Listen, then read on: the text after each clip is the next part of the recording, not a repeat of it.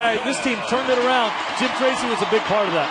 Clayton Kershaw gets the rock for the Dodgers tonight. He's only 21 years of age. He hasn't won a game in a long time. Almost since the All-Star break, which was a long time ago, and he's pitched much, much better than that. Had kind of a rough outing his last time out there, but this is a guy who's pitched much better than his 8-8 record. He knows that. The Dodger organization knows that, and I believe this is somewhat of an audition tonight to solidify his playoff position as far as when he pitches in the playoffs. This is as big a game for him as any playoff game will be for him later on. The Dodgers' chances are in good hands. Tommy Lasorda, Joe Torre, division championship is 9 innings away.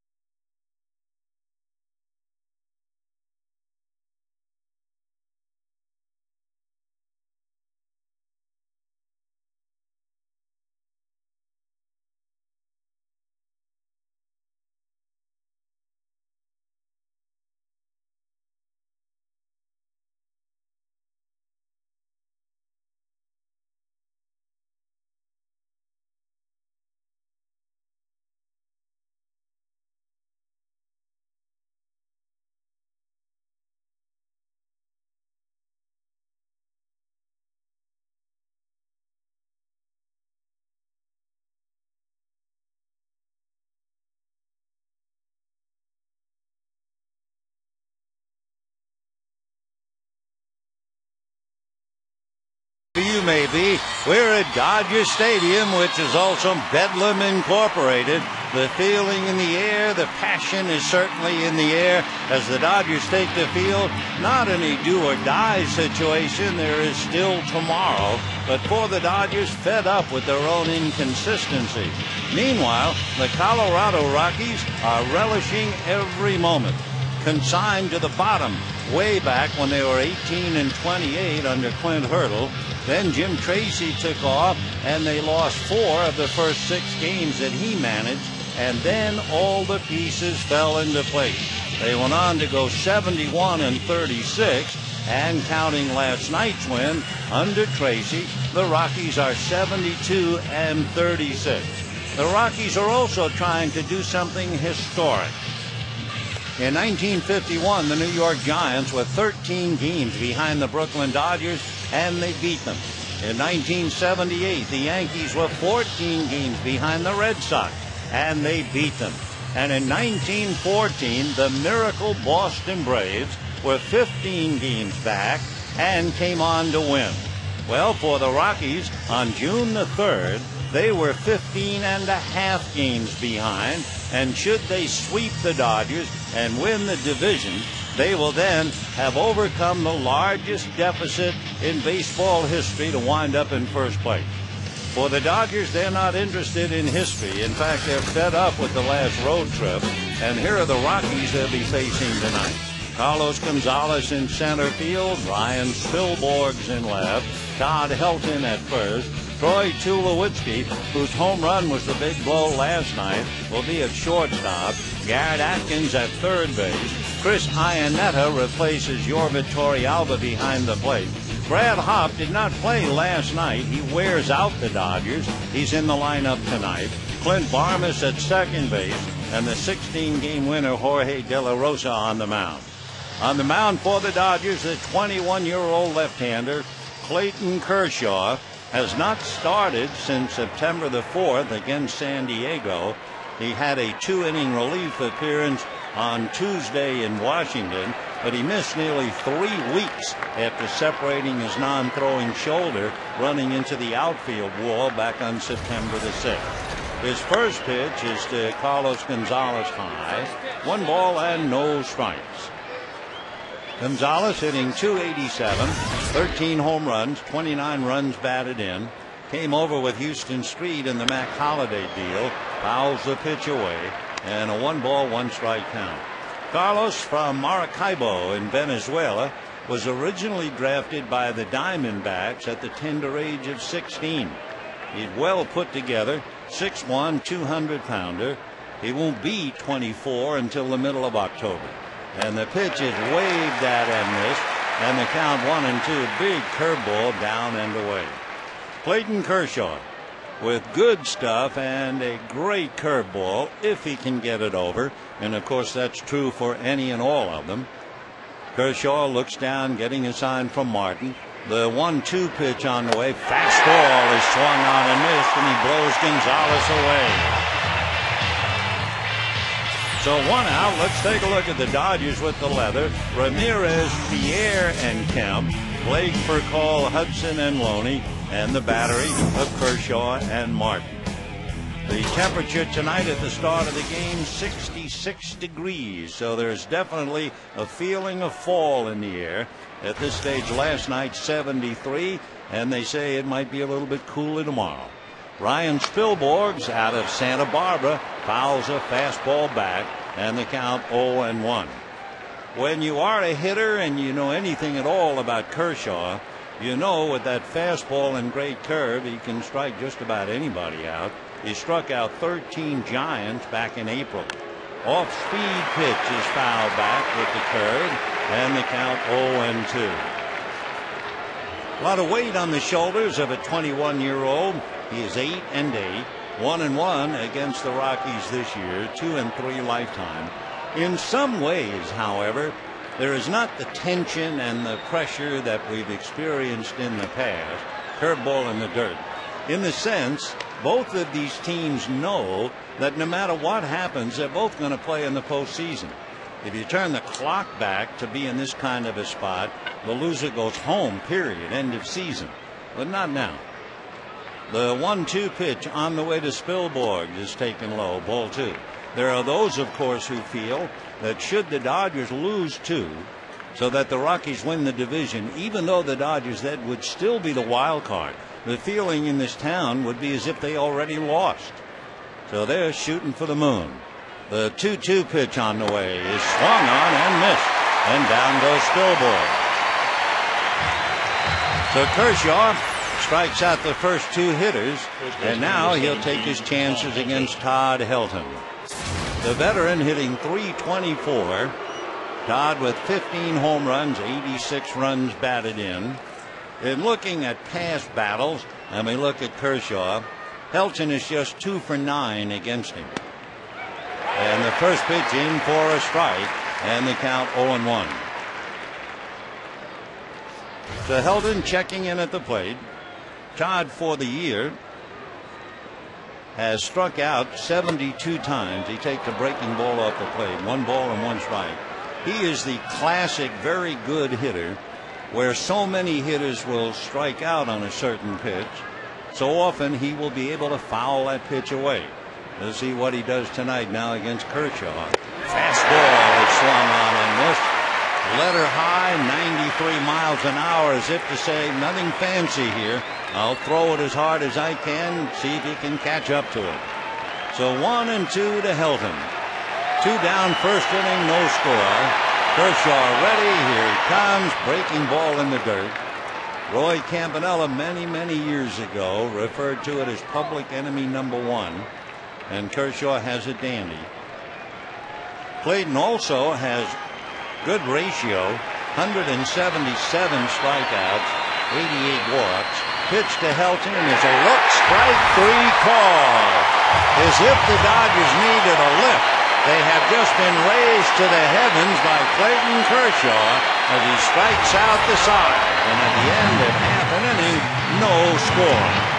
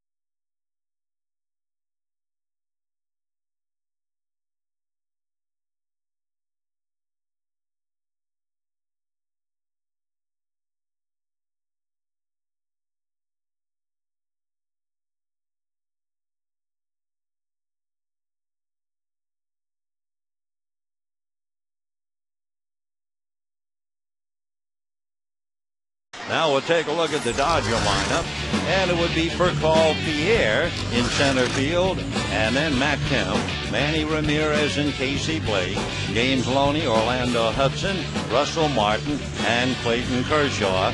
With a left-hander on the mound, Andre Ethier sits this one out, at least at the start. On the mound, getting ready, the left-hander Jorge De La Rosa. He is 28 years old. Born in Monterrey, Mexico, lives in San Nicolas, Mexico. He was originally signed by the Diamondbacks, and he's in prayer right now behind the mound. Turns and goes to work.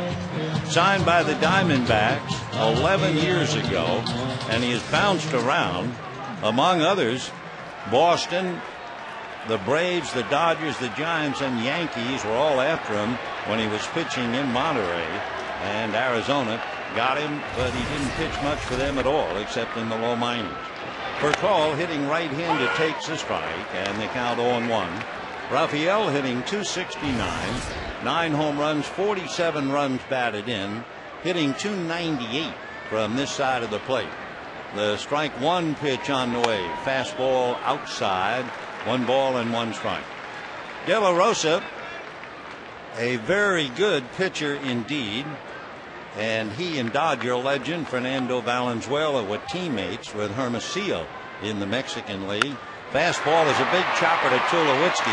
He waits for the hop and throws him out.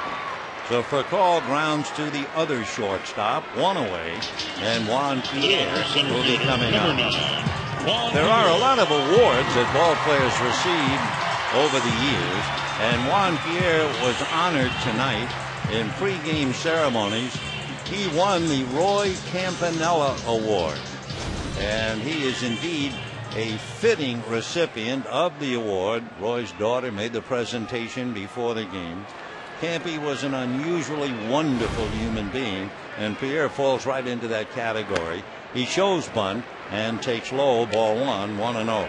Juan came off the bench last night but struck out against Ubaldo Jimenez. He's hitting .306 with 30 runs batted in. De La Rosa comes back, fastball line down the left field line. It's a foul ball, and Pierre will have to come back and try it again. Let's talk a little bit about De La Rosa, because we have a moment. De La Rosa pitched for Team Mexico in the World Baseball Classic a couple of years ago. But when the Diamondbacks wanted him, they sent Kurt Schilling to the Red Sox to get him. Then the Brewers sent slugger Richie Sexson to get him. Then the Royals sent infielder Tony Graffanino to get him. And then De La Rosa was acquired by the Rockies in a Ramon Ramirez deal with Kansas City. The pitch is inside, ball 2, 2-1. Basically, fastball, hard slider, curve, cutter, and change. A couple of years ago, he added a two-seamer to get a little more sink. The 2-1 pitch on the way. It's a sinking fastball in for a strike, and the count 2-2. Last year, left-handers hit 289 against him, and right-handers 253. So Jorge looks down to get a sign.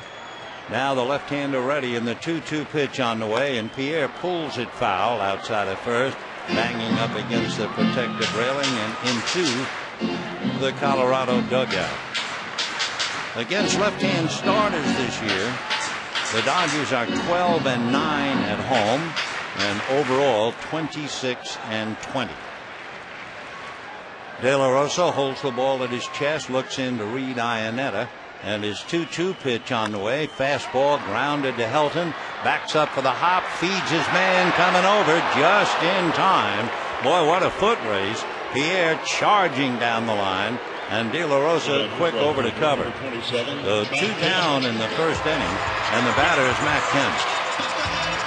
Last night, if you wanted to lay the body at the doorstep, you would have to put that body in front of a lot of doorsteps. If you look at the Dodger lineup, the so-called heart of the order, the numbers 3 through 6, they went collectively 0 for 16 with 10 strikeouts, and would you believe they managed to hit only 2 balls out of the infield. So the Dodgers were completely shut down last night and lost 4-3. De La Rosa ready, left-handed delivers, and the first pitch high, ball 1. There was a classic piece of writing by Edgar Allan Poe, The Telltale Heart. And that telltale heart made a lot of noise buried underneath the floorboards, but the Dodger heart last night was barely a murmur. The 1-0 pitch on the way, and De La Rosa delivers, fly ball going foul down the right field line, 1-1. Matt Kemp exercised a great deal of good judgment last night. He also got an able assist from Mariano Duncan, but he was in that bitter argument in the 6th inning last night and was able to have Duncan restrain him and keep him in the game. Doug Eddings was the umpire, and he's the plate umpire tonight. 1-1 pitch on the way to Matt, swung on, fouled away, and the count 1-2. Doug Eddings has had over 10 years umpiring in the big leagues. He's from New Mexico. Started umpiring Little League games when he was 14. And if you ask Doug, if you weren't an umpire, what would you like to be? He said, I'd like to be a Secret Service agent if I wasn't an umpire. 1-2 the count to Matt Kemp. Here comes the left-hander. De La Rosa hesitates. Great curveball, but it's just off the plate. Wow, did he turn a spinner on that one? 2-2 the count. He hesitates in his delivery and then broke the curveball, but it was off the plate. He stands just about on top of the rubber, not from either side. Right foot and the left almost in the middle. Now the 2-2 pitch on the way. Hesitation. Now the fastball high. Ball 3, 3-2. Last night, the Dodgers faced Jimenez, and they had beaten him all 3 times this year. Tonight, they're facing De La Rosa. He is 0 for 2 as Jimenez looks on, and De La Rosa is 0 for 5 in his career against the Dodgers. 3-2 to Matt Kemp, who has worn him out in the past. Left-hander deals, and is a towering fly ball, but an out to center field, heading for Carlos Gonzalez's glove. So the Dodgers go 1, 2, 3, and at the end of an inning, the Rockies nothing and the Dodgers nothing.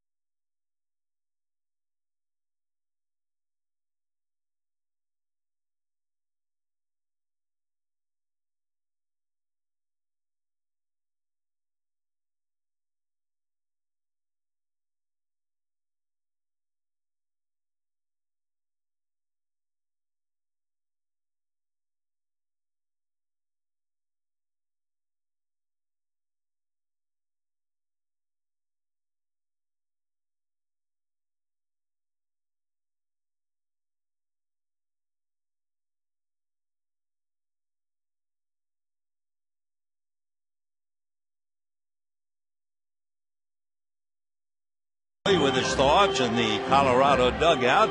It took him 15 pitches to retire the side. Kershaw needed 14.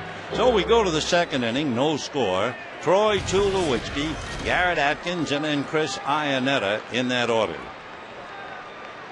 Tulowitzki had not hurt the Dodgers in the past, and he hurt them last night on really a good pitch. You think a pitcher gives up a home run, no balls, 2 strikes, and it's a bad pitch. It was not. It just took a great bit of ability for Tulowitzki to handle it. That was up high, and his first pitch from Kershaw is high. 1 ball and no strikes. Tulowitzki hitting .299, 32 home runs, 92 runs batted in. The next pitch to him is in for a strike, and the count 1-1. We were talking about Tulowitzki and the fact that with his home runs, 32, he still does not have 100 runs batted in, and that's a little strange. The 1-1 pitch on the way, swung on and fouled back. Chipper Jones, 5 years ago, he had 96 RBIs. Tulowitzki has 92 with his 32 home runs. Now the 1-2 pitch, instead Kershaw thinks better of it and Tulowitzki backs out. Tulo waiting, and the 1-2 pitch on the way, swung on, lifted foul down the left field line, out of play. First thing you notice about Tulowitzki is the fact that he is a big boy, and you don't usually see shortstops as big as he is. 6'3", 210 pounds. There were a lot of people, for that matter, who thought he is too big to play the position. Well, he is a remarkable young athlete. Up there hitting .299, and the 1-2 pitch on the way, Tulo lines it off to the right foul, and it's still 1-2. Tulowitzki,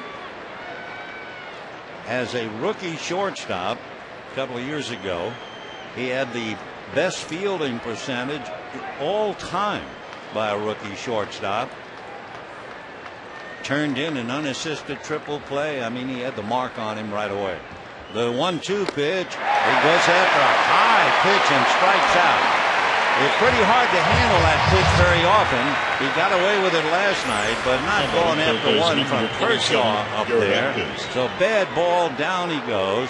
It means that Kershaw now has struck out 4 in a row. And remember his career high in April this year when he struck out 13 Giants. So Kershaw is on his game, and of course he's probably on a pitch count, having not pitched much. And here's Garrett Atkins hitting only .228, and the pitch to Garrett is outside, ball 1. I think Garrett Atkins' turnaround is one of the big disappointments, certainly for the Rockies, in a long time. Garrett, right-hand batter, takes the strike, and the count 1-1. Atkins out of UCLA, born in Orange, lives in Irvine, was always a big productive hitter, and not this year. The 1-1 pitch on the way to Garrett, and that's fouled off. Give me an idea.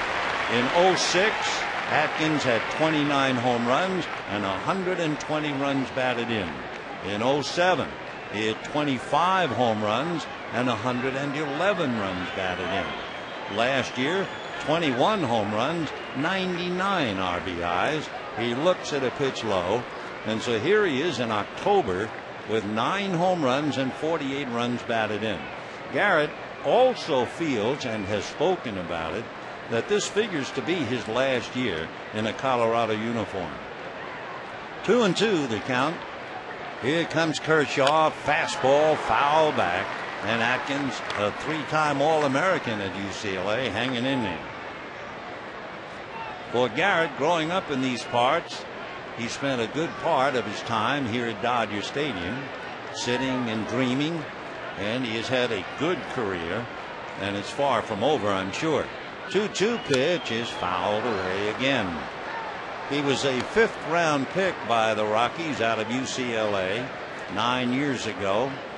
Only took him 3 years to get to the big leagues, and he's really been up ever since. 2-2. Here comes Kershaw. The left-handed deliver, swung on and missed. And he has started off the game striking out 5 consecutive batters. Catcher number 20, Chris Iannetta. Here are the 5 quickly. First it was Gonzalez, and he swung and missed a fastball. Spilborg missed one. Then Helton caught looking. Then Tulowitzki chasing a very bad ball. Atkins on a breaking ball. And here we are, second inning, and the Rockies have not hit the ball. Chris Iannetta up there for ball 1. Iannetta has changed his batting style since the last time we've seen him. He's a big fella, but he used to bend more at the knees and waist. He's 6', about 220, fouls it back, and they count 1-1. So one thing, working out in the batting cage, Chris decided he'd hit a little more erect. After all, at 6 feet, he's got a good idea of the pitch coming off that 10-inch mound. So Iannetta waiting. 16 home runs, 52 runs batted in, off speed, and the slow curve was up. 2 balls and 1 strike. Iannetta, the big hero in the extra inning game with Milwaukee, when he hit a 3-run home run to right center field. Here's the 2-1 pitch to Chris, and he takes a look at a fastball for a strike. Clayton Kershaw on a roll, that's for sure. He has struck out 5 in a row, and the crowd wants to hang another K.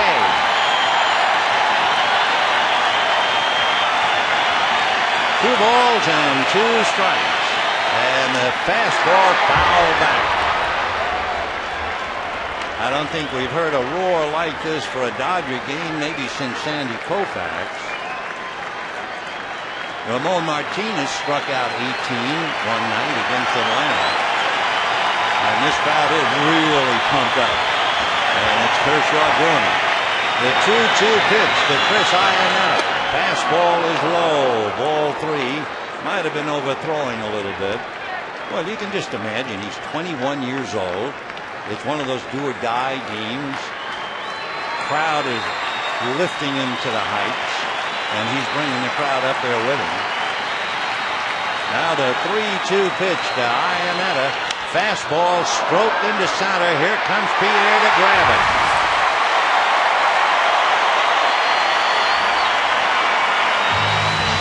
Iannetta lines out to center. 6 in a row retired by young Clayton at the end of an inning and a half. No score.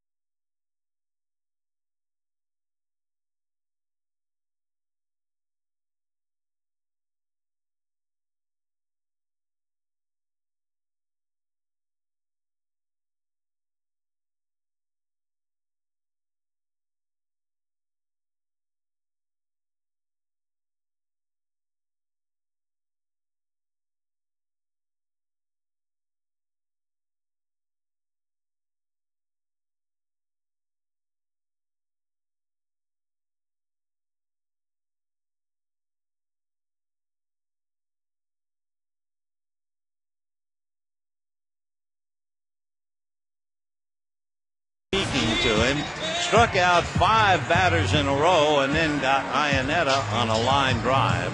most strikeouts at the start of a game for the Dodgers. You have to go back to 1973. Andy Messersmith struck out 6 in a row one night against the Philadelphia Phillies. So here's Manny now, and here goes De La Rosa. Fastball strike, and the count 0-1. Ramirez 4 for 11 against De La Rosa. That would translate into a .364 batting average.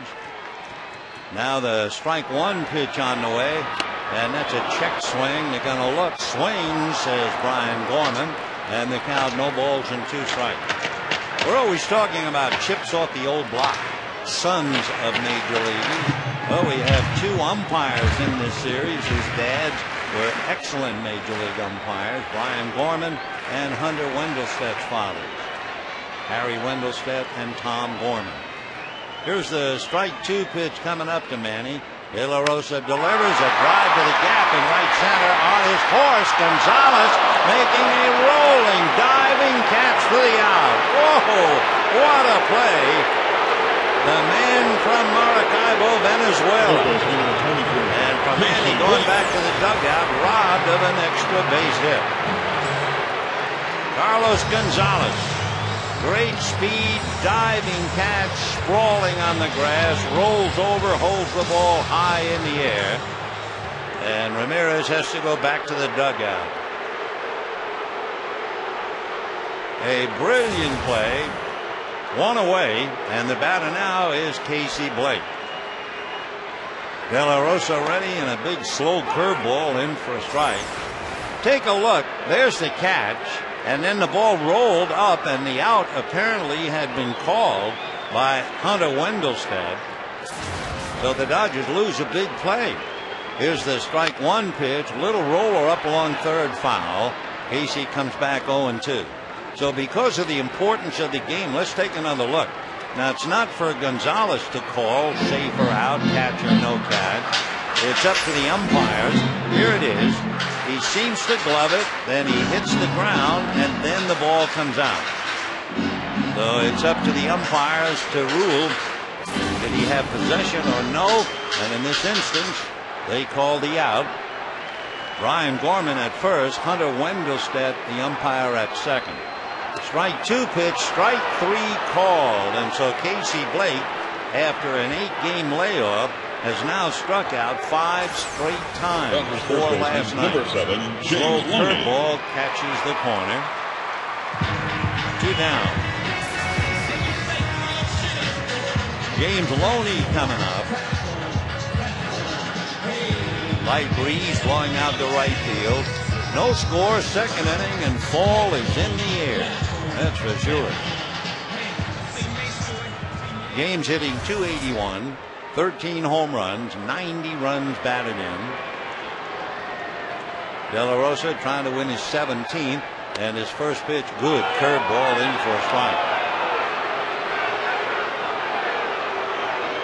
Okay, says James, he's not arguing. 0-1 the count. Jeff Francis, back in '07 when the Rockies won 17 games. Big left-hander. Strike 1 pitch, almost hits him with a curveball. 1-1 the count. Pedro Estacio, a former Dodger, in 1999 won 17 for the Rockies. And Kevin Ripps, way back in 1995, Kevin also won 17. So De La Rosa is trying to join that distinguished group tonight. 1-1 pitch on the way is a good fastball after 2 curves. Throws the fastball by him, and a 1-2 count. Down in the Rockies dugout, show you about the passage of time and things that happen, is Don Baylor. And Don Baylor, former big leaguer in his own right, is the hitting coach for the Colorado Rockies. Here's the 1-2 pitch to James Loney, and it's a fastball hit down the left field line, foul, out of play.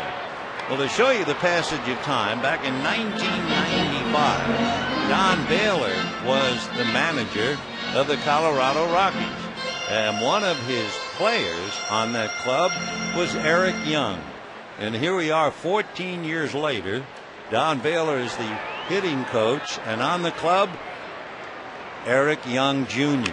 Breaking ball inside, 2-2 the count. Don sitting back and well bundled up in the dugout.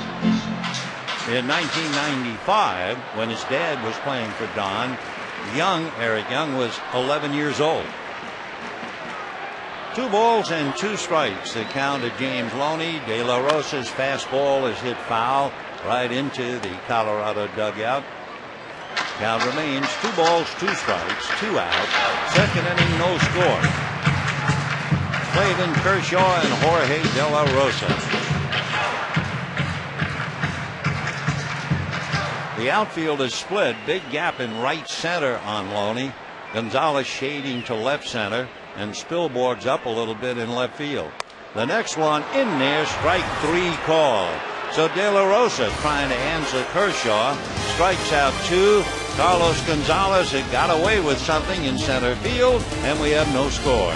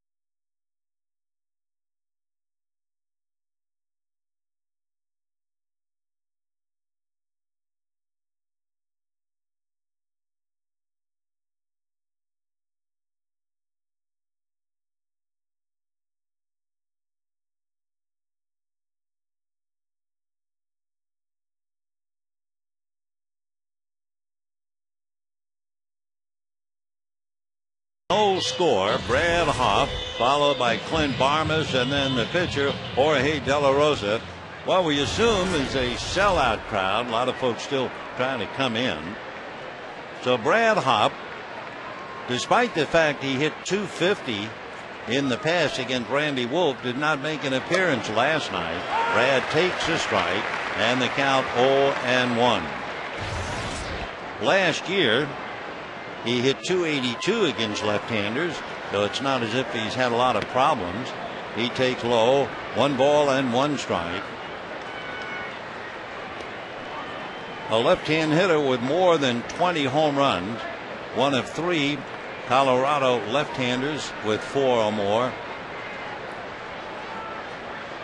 Now the 1-1 pitch up at the chin, ball 2, 2-1. Clayton Kershaw started off striking out the first 5, went all the way with Iannetta, who lined out.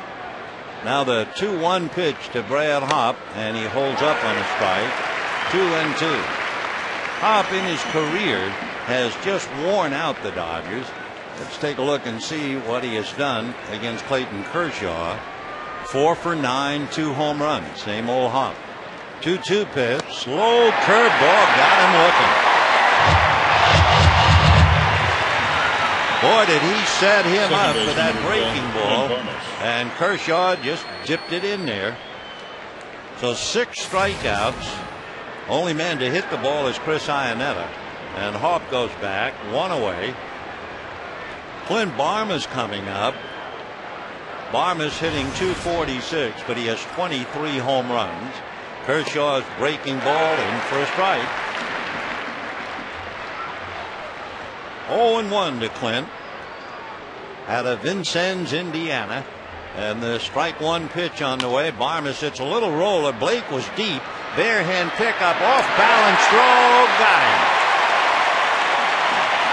Nice play by Casey Blake.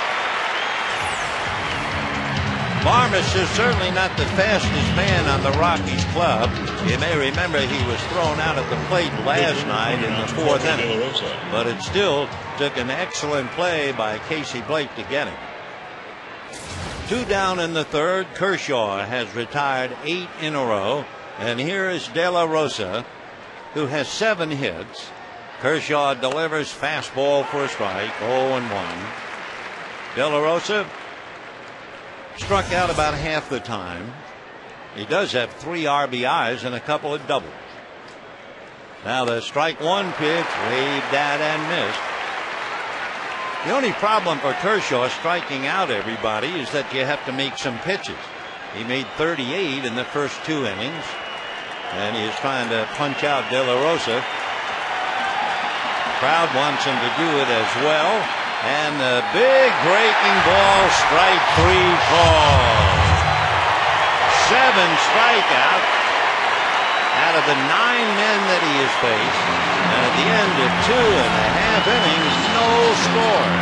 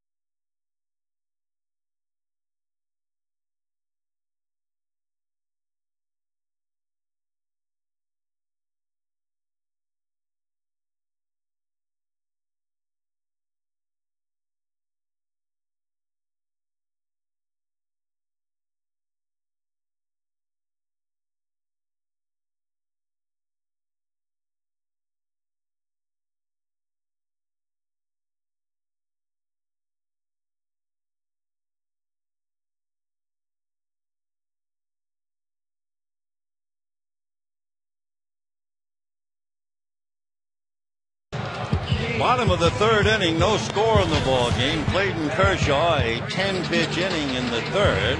So with 7 strikeouts, he has made only 44 pitches, halfway and then some to his career high of 13 in April against the Giants. A couple of scores today. You know, the Dodgers are not the only front runners wobbling. For instance, the Phillies lost again. The Marlins beat them 4-3. So the Phillies have 92 wins with 1 more game to play. The Brewers also beat the Cardinals 5-4. The Cardinals have 1 left, and they've won 91 games. So the way it boils down is pretty simple. Last night, it could have been very complicated.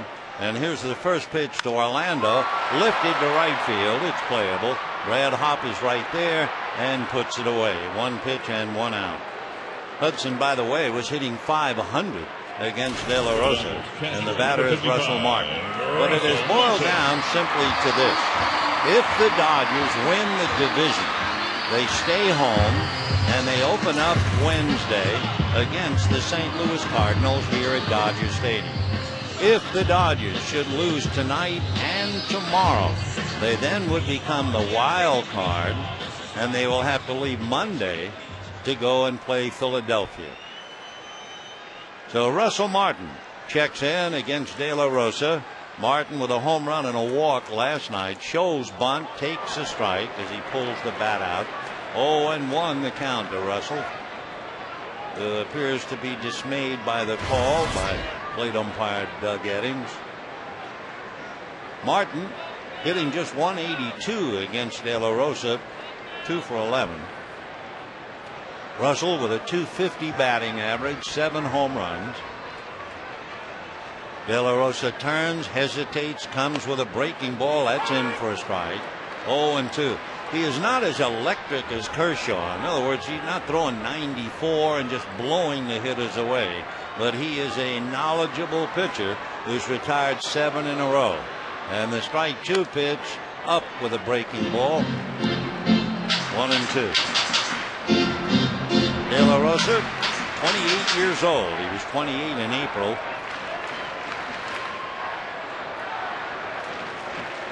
Left-hander looks over the fingertips of his glove, and the 1-2 pitch on the way. Fastball swung on, and down goes Martin. That's that two-seamer down and away. And the batter now will be Clayton Kershaw.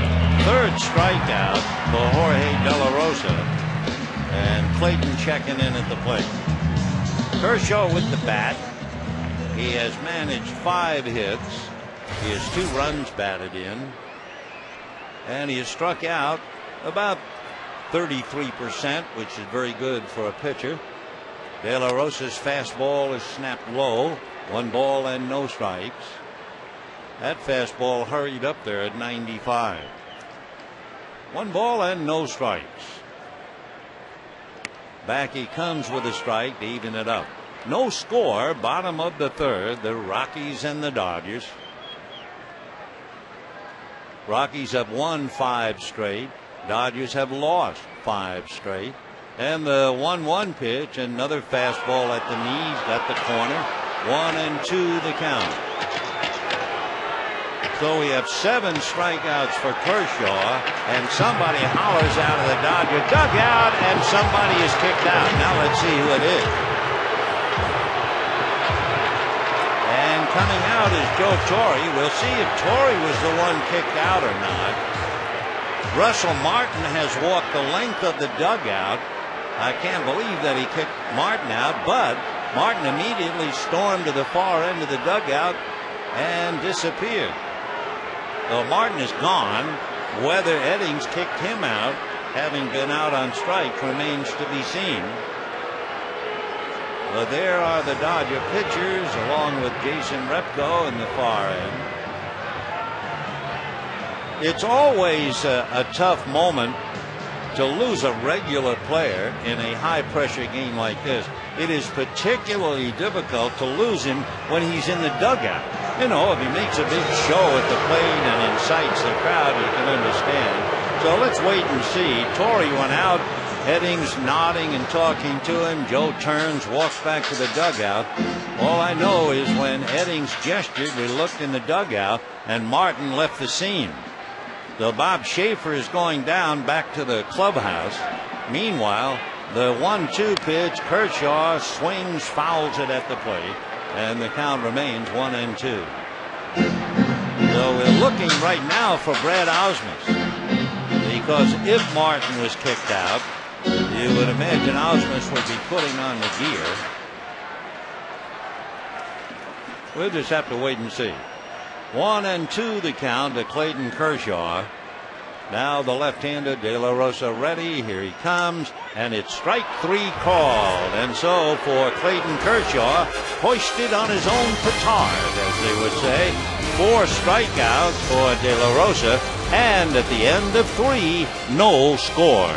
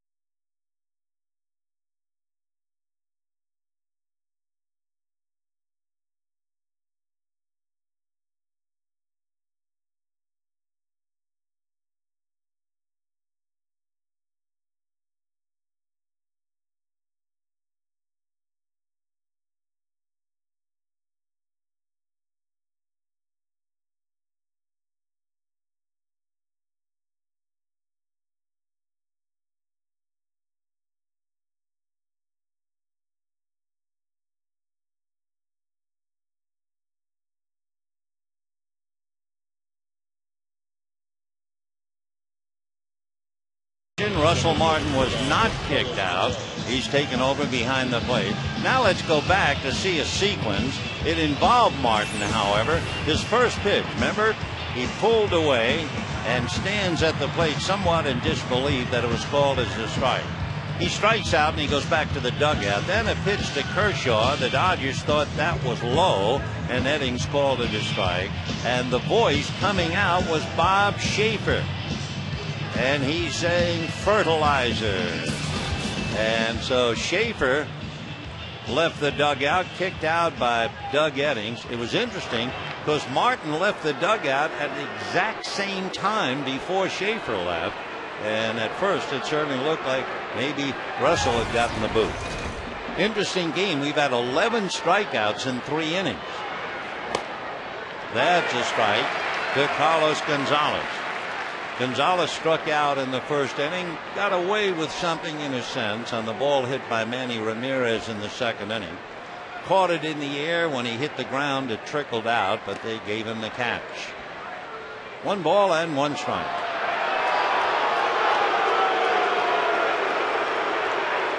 One and one. Orlando Hudson, a little confused. An exchange of baseballs from the mound that drifted all the way out. And as usual, Hudson grinning, having a chat with second base umpire Hunter Wendelstedt. Show you how Kershaw has been mixing up his pitches. Fastball foul back, and that was 90. The 7 strikeout pitches, the 1 for strike 3. 94, 82, 95, 94, 69, 82, 73. So let's see now. 1 ball and 2 strikes to Gonzalez. And that's chopped foul. No score, 4th inning. And again, we'll repeat. If the Dodgers win tonight, or if they win tomorrow, they stay home and open up Wednesday with the Cardinals. Should the Dodgers lose tonight and tomorrow, they'll leave Monday for Philadelphia, and that will take care of Gonzalez. Well, that's 8 strikeouts for Clayton Kershaw, who is certainly in a zone as he breaks off a hard curveball just under 80. Now Ryan Spilborghs struck out in the first inning. Only 2 men have hit the ball. Iannetta lined out to center, and Barmes grounded to third. Fastball, ball 1.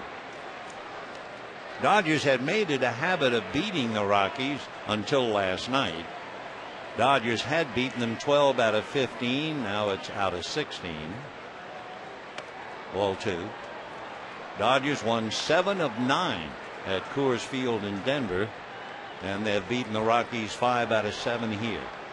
No score, 4th inning. Push against shove.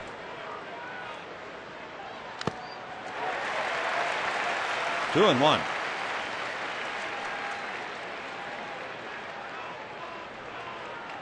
Kershaw started off the game striking out 5 in a row.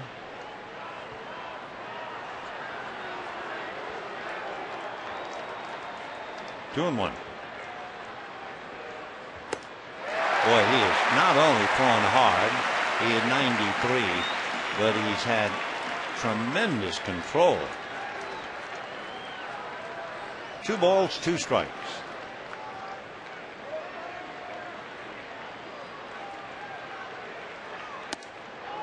Might have tried to throw a little harder than usual instead of pitching.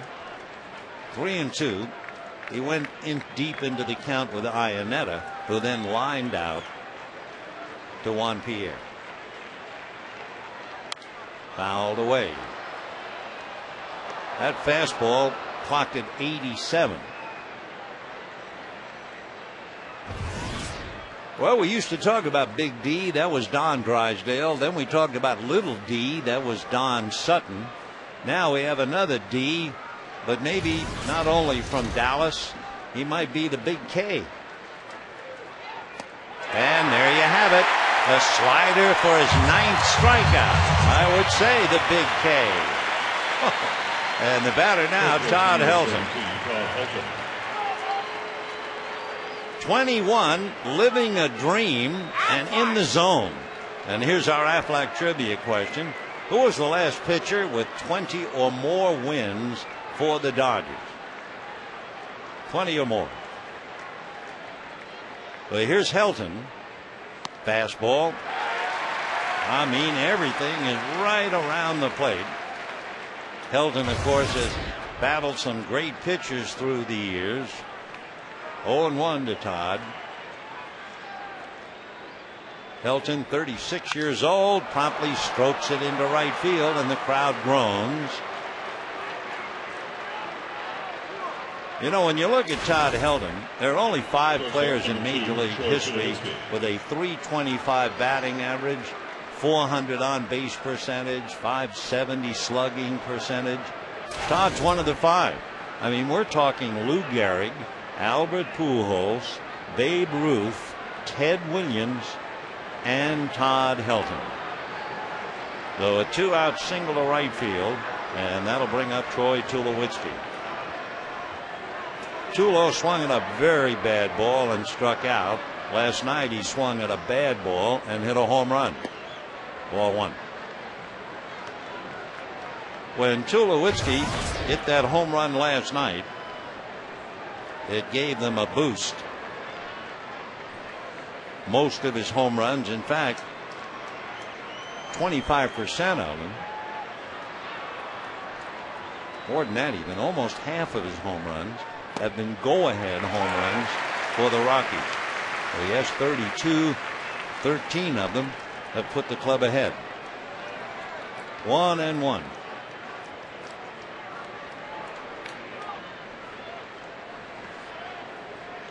Tulowitzki against left-handers, hitting .275 this year. That's a strike. They'll have to change umpires. Eddings is going to come down with a sore right arm. And the crowd wants another strikeout. Like the old days in New York with Doc Gooden. 1-2. In the dirt. Nice block by Russell Martin. 2-2.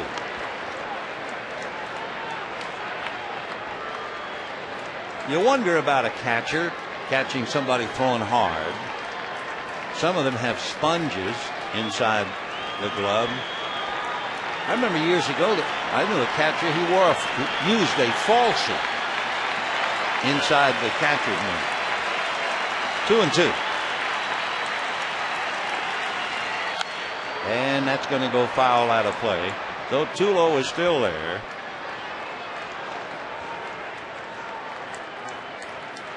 Clayton Kershaw has struck out 9. He's allowed 1 hit, and we're scoreless in the 4th.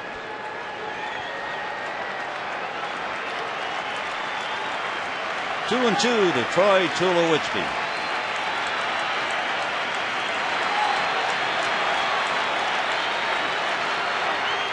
Checks on a breaking ball in the dirt, ball 3. If they are both fortunate, you realize how many years these two will be battling each other? 21 years old, Clayton Kershaw. Soon to be 25 years old, Troy Tulowitzki. They're in the same division, young and full of beans. How many confrontations they will have. 3-2. There goes the runner, and a ground ball to Hudson. No runs, 1 hit, 1 left. And at the end of 3.5, no score.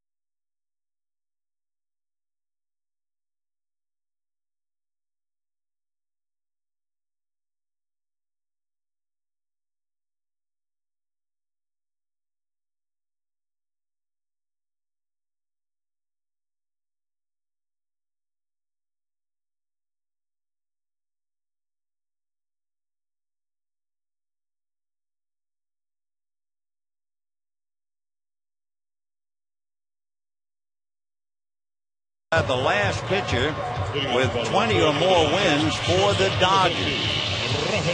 Yeah, the answer? Well, as they say, the envelope please, Ramon Martinez. 20-9. 19 years ago. Clayton Kershaw has made 21 pitches, though he has reached 65 in his 4 innings. Will there be a 20-game winner this year? Well, look, no. Sabathia, 19. Wainwright, Hernandez, Verlander at 18. So Sabathia and Wainwright this close. And they will both be busily engaged in postseason. Rafael Furcal, Juan Pierre, and Matt Kemp in that order. No score, 4th inning. And ball 1. Kershaw has struck out 9. De La Rosa has struck out 4. Furcal grounded to short, 0 for 1, hitting .268. Atkins in on the grass, defending against the bunt.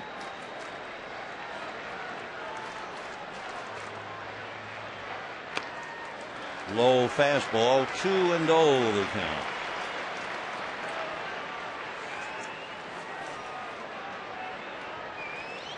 Since June 1, De La Rosa has been red hot, and he hurt himself.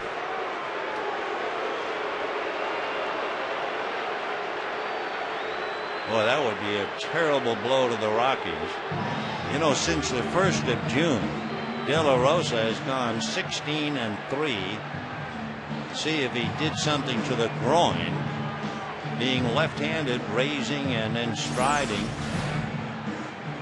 Yeah, that right leg takes the stride, makes the pitch. And he is very, very ginger with that leg.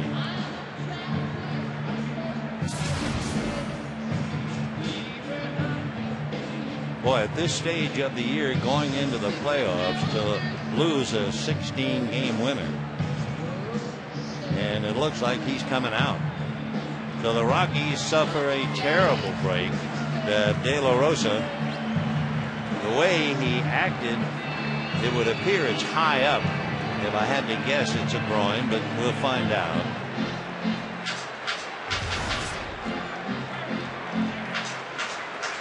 So Jorge De La Rosa gets a very tough break, not to mention what it does for the Rockies. Jason Giambi is there to pat him on the back, and we'll be back.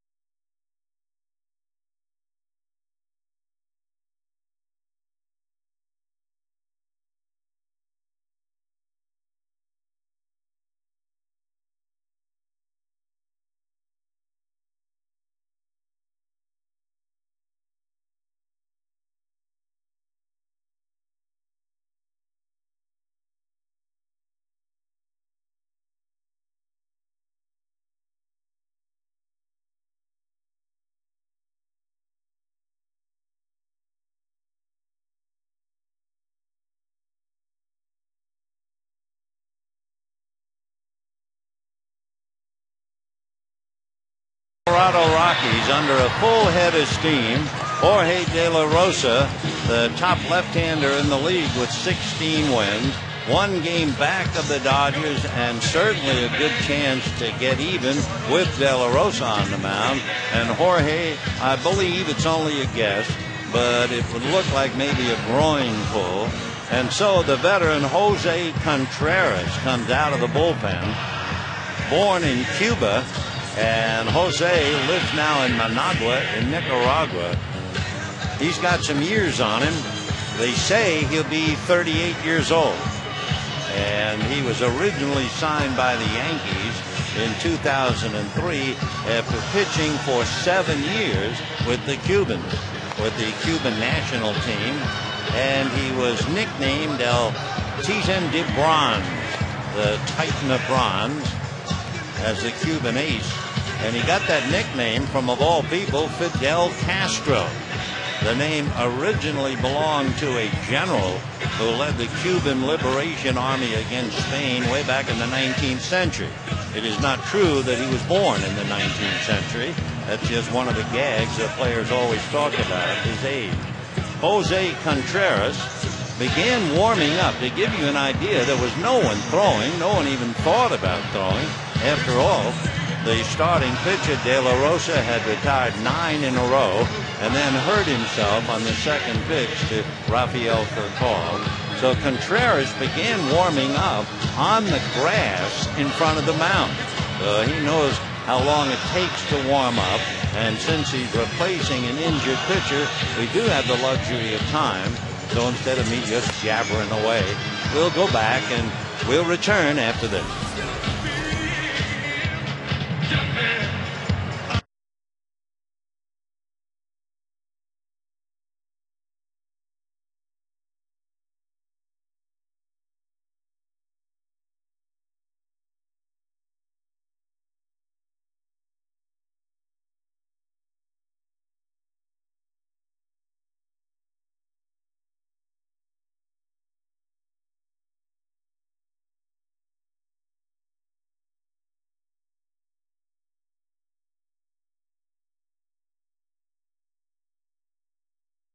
And men put the name Jim Tracy.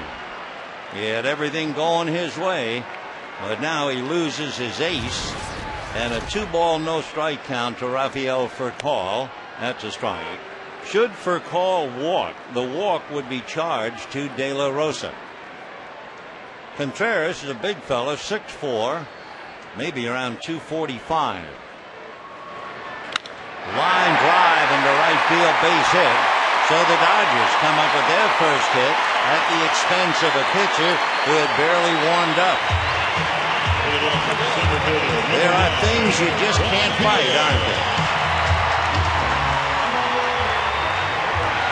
So now Juan Pierre with Furcal at first, nobody out. Contreras had been over in the American League, and he was 5-13 over there. In the National League, he's been in 6 games. In 14 innings, he's given up 2 home runs. They look bunt from Pierre. That's Atkins well in on the grass. And a strike, 0-1.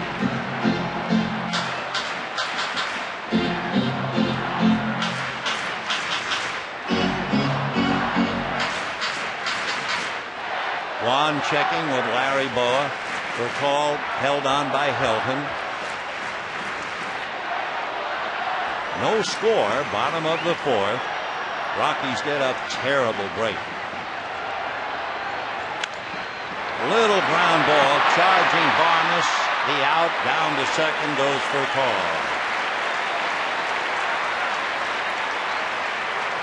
So with a runner at second and 1 out, Kemp and Ramirez asked to pick him up.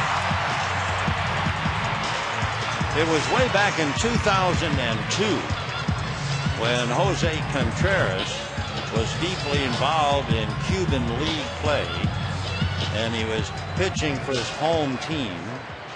And in October that year, he and his teammate fled into Saltillo, Mexico. They crossed the United States border near San Diego from Mexico, where the Cuban national team was playing in a tournament. And ball one. For 7 years, Contreras had been the top pitcher in Cuba. 1-0 to count to Matt. Fly to center in the first inning.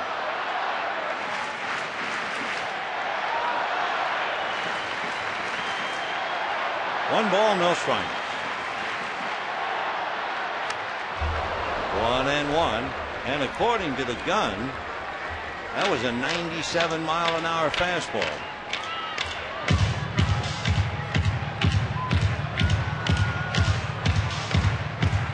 In order to get him, there was quite a bidding war between the Boston Red Sox and the New York Yankees, and the Yankees won, and the president of the Red Sox referred to the Yankees as the Evil Empire.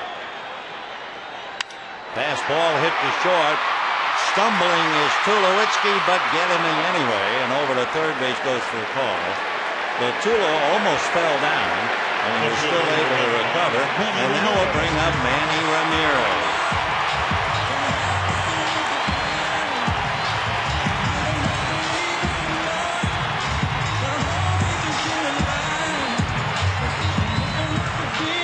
Manny hit the ball hard in the second inning. A line drive to right center. Carlos Gonzalez made a diving catch in midair and was given credit for the catch. Then when he hit the ground, the ball spilled out of his glove, but there was no reversal, and Manny lost a possible extra base hit, and it was a great effort by Gonzalez. So here's Manny with Blake on deck. Ball one.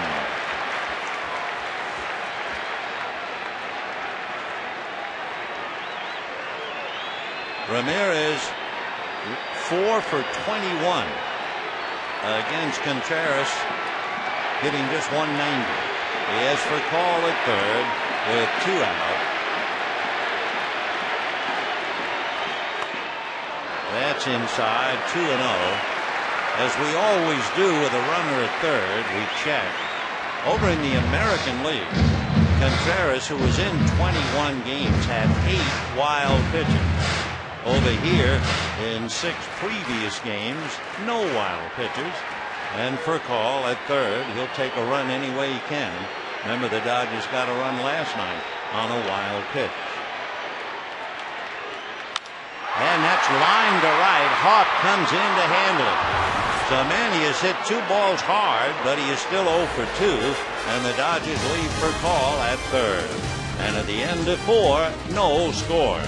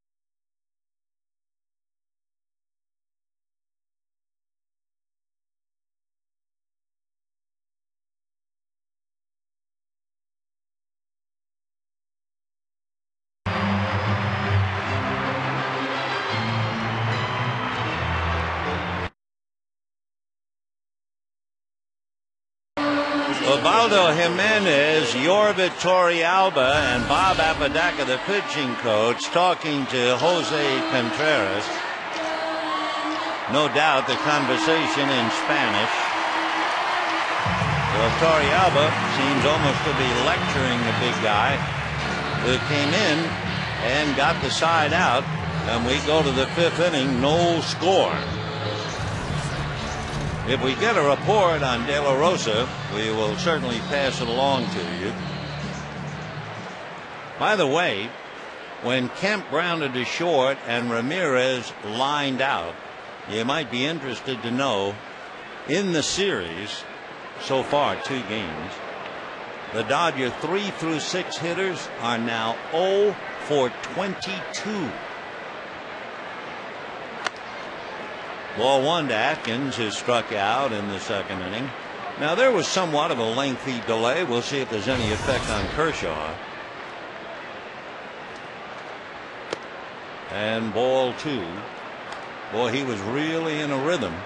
Struck out 9, allowed 1 hit, threw 4, had made 65 pitches. Ball 3. Might be forcing it a little bit.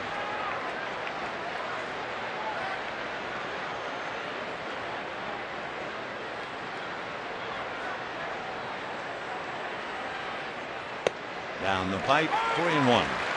Atkins struck out, but he's had a lot of company tonight. Gonzalez twice, Spilborghs twice, Helton, Tulowitzki, Atkins, Haupt, and De La Rosa. And there's ball 4, and he wasn't close. Outside of that 1 strike, everything's very high and way out of sync. Catcher, number 20. Remember, he has to be rusty. They were talking about a pitch count of maybe 90 to 95 pitches. We'll see. Iannetta went deep into the count in the 2nd inning and hit a line drive that went right at Juan Pierre in center field. Chris, as we said, has changed his batting style a little bit. Fouled away. Of course, that's the life of a young big leaguer, constantly making an adjustment, because the pitchers are constantly adjusting to him. He's a marvelous defensive catcher, hitting .228. Torrealba's hitting .291, and that's going to be a base hit. So with nobody out, runners at first and second, Brad Haupt. And wouldn't it be just like baseball to have the Rockies lose their starting pitcher and the Dodgers starting pitcher suffer from the delay? And I'm not sure if he is suffering from the delay or not, but it does make you think. A walk and a single, nobody out, and Haupt, Barmes, and then Contreras.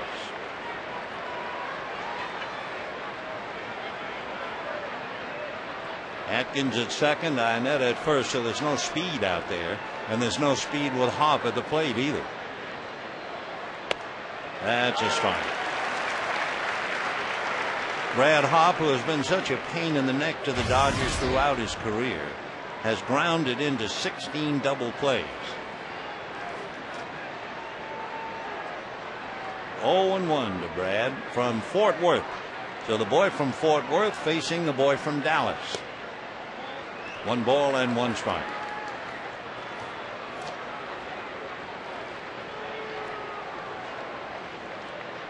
Where Kershaw is 21, Brad Haupt is 30, and he has Atkins at second, Iannetta at first.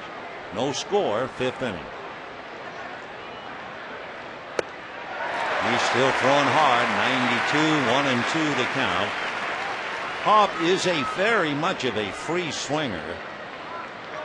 When he struck out first at bat, he has struck out 145 times. That is tops on the Rockies team. 1-2.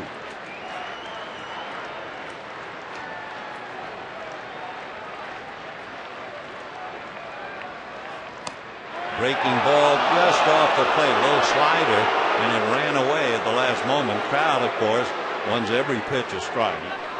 2-2.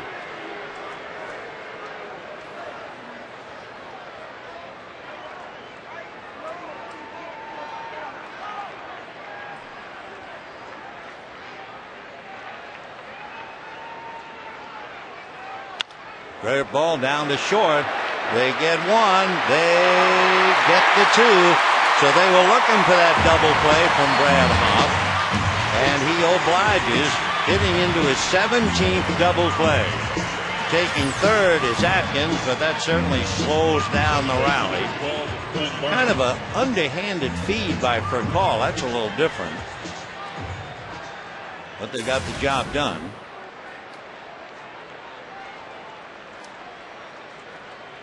So Ionetta is erased. Atkins now at third. And the batter is Clint Barnes, and they'll walk him and go after Contreras to get out of the inning.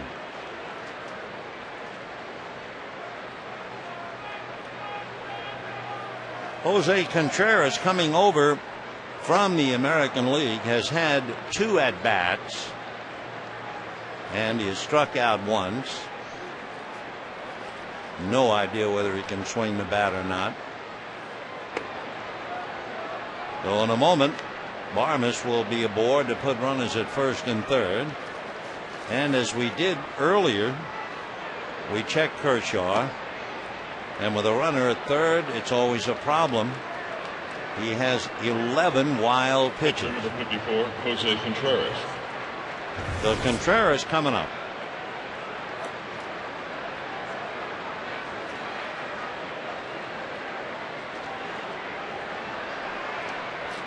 Contreras at 6'4",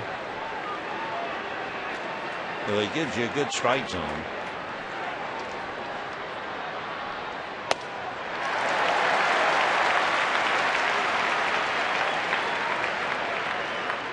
Oh, and 1.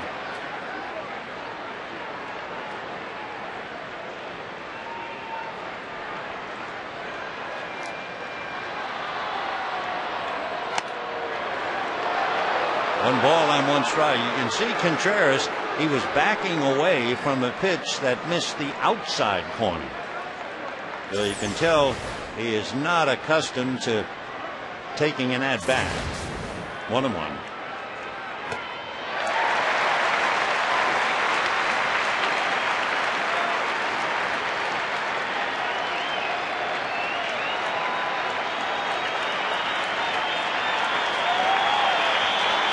One and 2. Strikeout number 10. The double play stopped the Rockies in their tracks. No runs, 1 hit, 2 left, and at the end of 4 1/2, no score.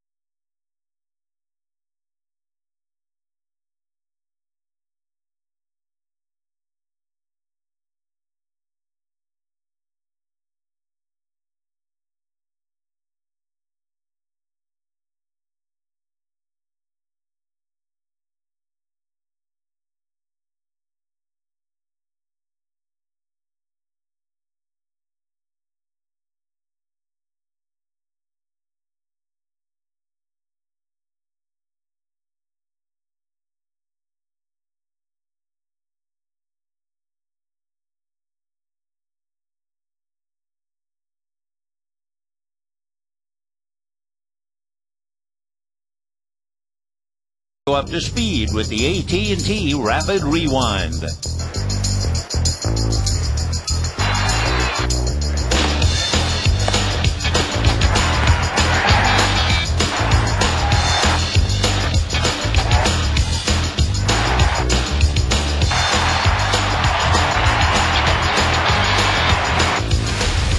AT&T, the nation's fastest 3G network.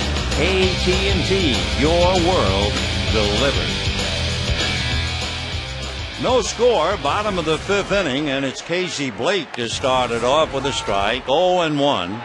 Casey struck out in the second inning, hitting .277, 18 home runs, 77 runs batted in. No score, fifth inning. We were talking about Contreras defecting from Cuba. Didn't see his family for over 20 months. And his wife wondered if she'd ever see him again. They had two little girls. In fact, the story goes in his apartment in Cuba, they had a cutout of him. And the little girl would climb up into a chair and kiss the cutout, dreaming about seeing their daddy, and they were finally reunited. And that's going to go into right field, base hit. So Casey Blake, a leadoff single to right. That would be hit number 2 for the Dodgers. And the batter will be James Loney, who struck out in the second inning. By the way, the guess we made on De La Rosa was pretty much on the money. The report we get, a tightness in the right groin. So for Jim Tracy, a very bad break, not only for tonight, but who knows for the future. So no score, Blake at first, and now Loney, Hudson, and Martin trying to move him around.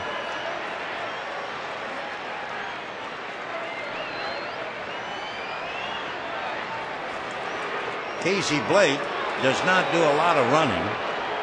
He has 3 stolen bases, but he's been caught 4 times.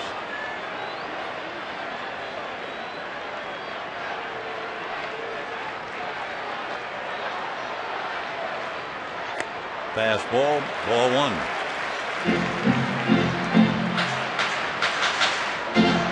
Loney hitting .281. Taking a look with Larry Bowen.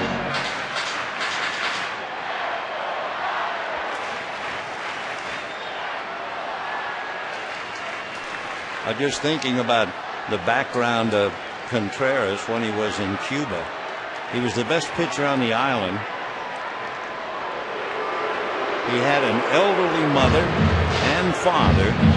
He had 9 older brothers, in addition to his wife and 2 daughters. And he made $20 a month.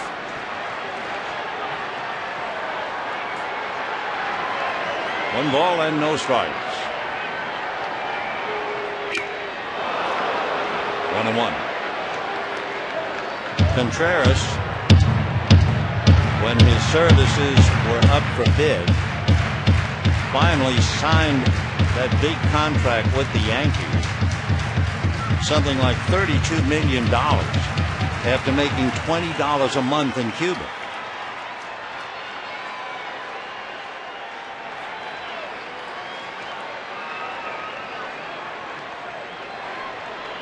One ball and 1 strike. Breaking ball missed. Ball 2, 2-1.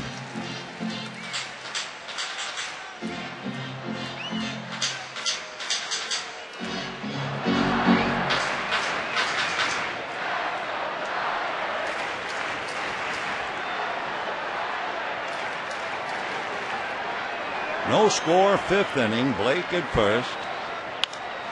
And a base hit to left field. So the Dodgers are in business. First and second, nobody out. Hudson, Martin, and Kershaw coming up.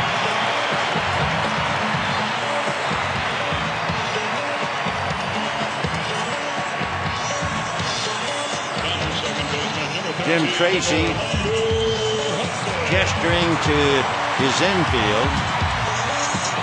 And he is sending that message to Garrett Atkins, who is now relaying it to the other infielders.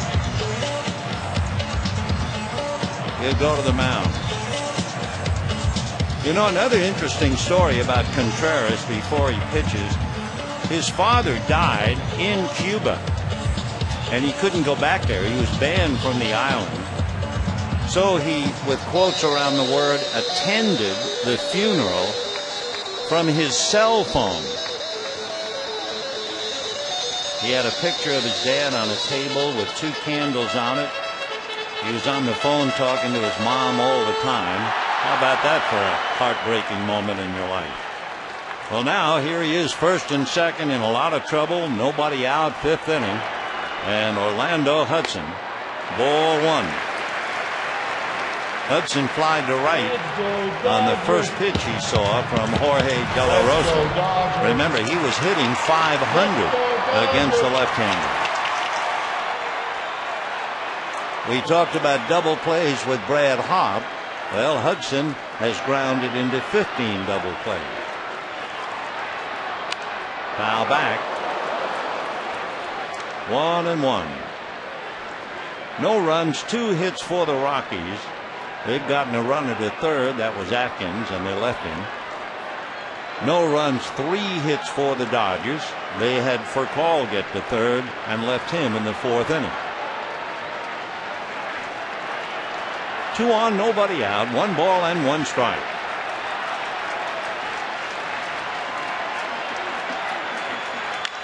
Ground ball fielded by Atkins to second, to first. The numbers don't lie, do they? You talk about Brad Hopp hitting into a double play. You talk about Orlando Hudson, a twin killing. And with 2 out, Blake's at third, and Russell Martin, the batter. And let's see, will they bother pitching to Martin or not? The timeout, there'll be a meeting at the mound, and it's going to be held by the skipper, Jim Tracy.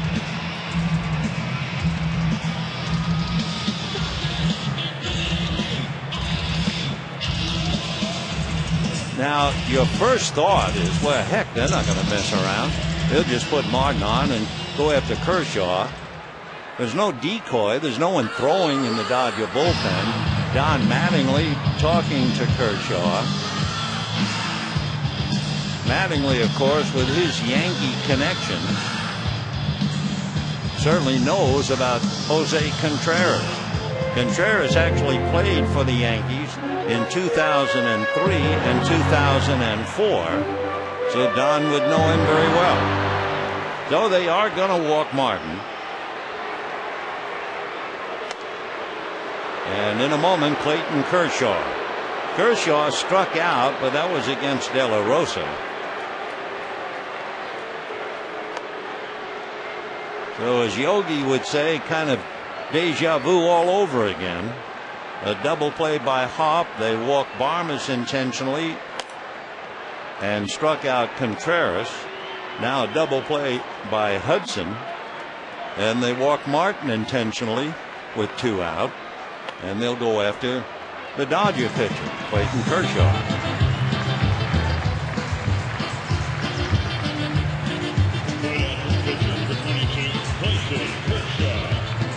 Casey Blake standing at third, Russell Martin at first, 2 out.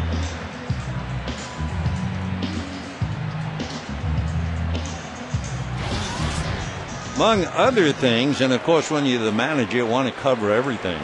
One of the things that Jim might have brought up to the infield, Martin might go. The bunt missed 0-1. It wasn't a squeeze. So Kershaw leaves it in the mid. Jim trying to cover all the angles. 2 out, first and third, no score, 5th inning. 1-1. Kershaw, handy with the bat. He has 8 sacrifices. Not that he's trying to sacrifice. He might try to bunt again. 1-1. There goes Martin. That's what we figured. And that was Tracy's decision. We will not make a play. If he goes, let him go. We'll concentrate on Kershaw. No stolen base. That's defensive indifference. So now they're just trying to put Kershaw away. Second and third, 2 out, fifth inning, no score.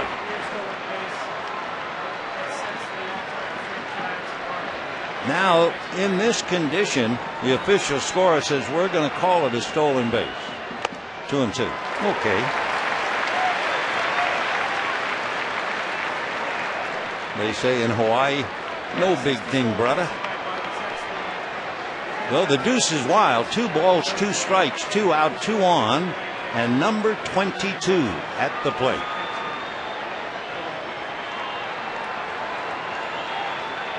Big pitch.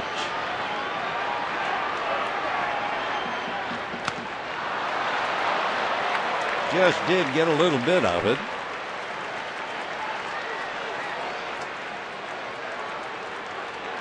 Pretty good fastball, and Kershaw managed to foul it into the dirt.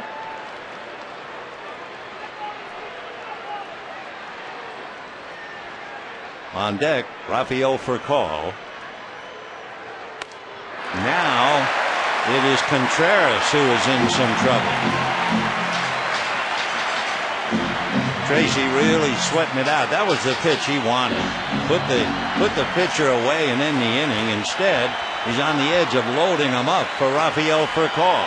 Big pitch. Got him. So he, almost a replica of the top of the fifth is the bottom of the fifth, and we have no score.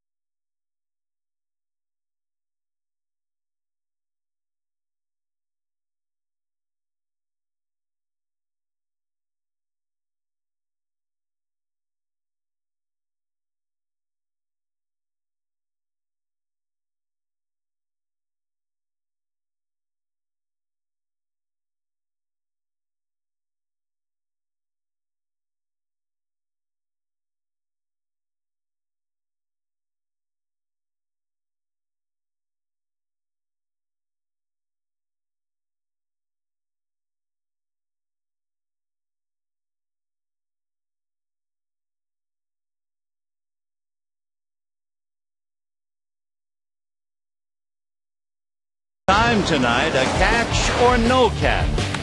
It was a drive by Manny to right center, the diving catch, and then Carlos hits the ground. No catch, but it's been called a catch, and that's all that counts. And I'll tell you one thing, Carlos showed a great bit of wisdom by rolling over. So you saw his back, and it was a very tough call for second base umpire Hunter Wendelstedt and first base umpire Brian Gorman.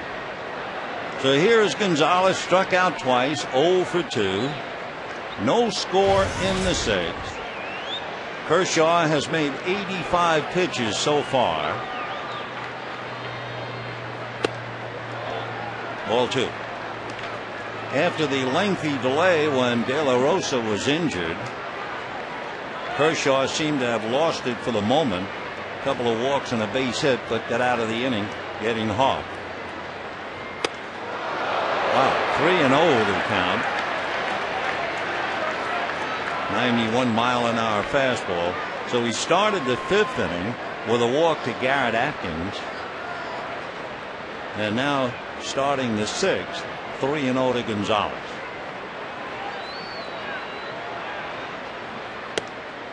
Right, 3-1.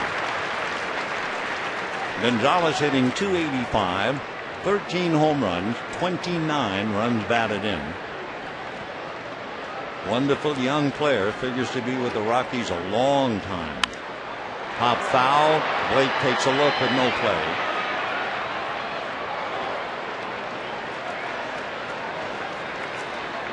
Gonzalez from Maracaibo in Venezuela.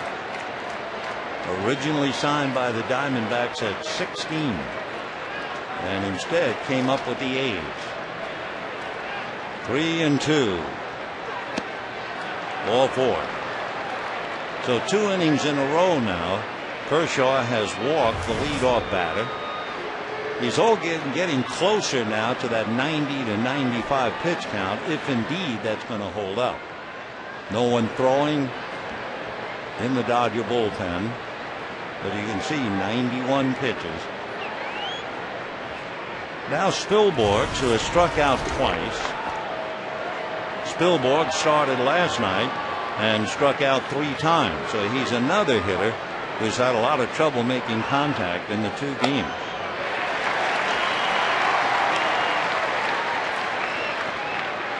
Ryan out of Santa Barbara. Went to UC Santa Barbara. 0-1. Spilborghs is 30 years old, and he is still having trouble making contact. 8 home runs, 48 runs batted in.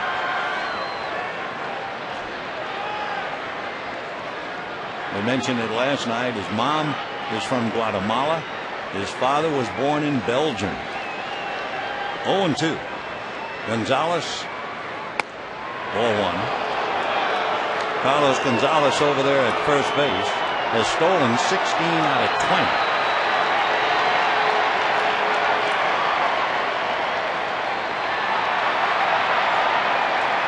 No score, top of the 6th. This is a playoff game.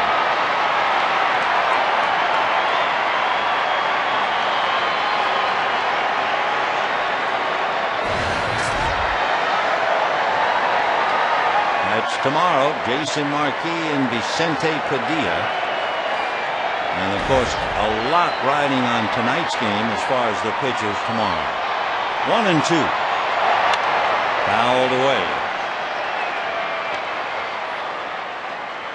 Spilborghs signed by the Rockies 7 years ago out of UCSB.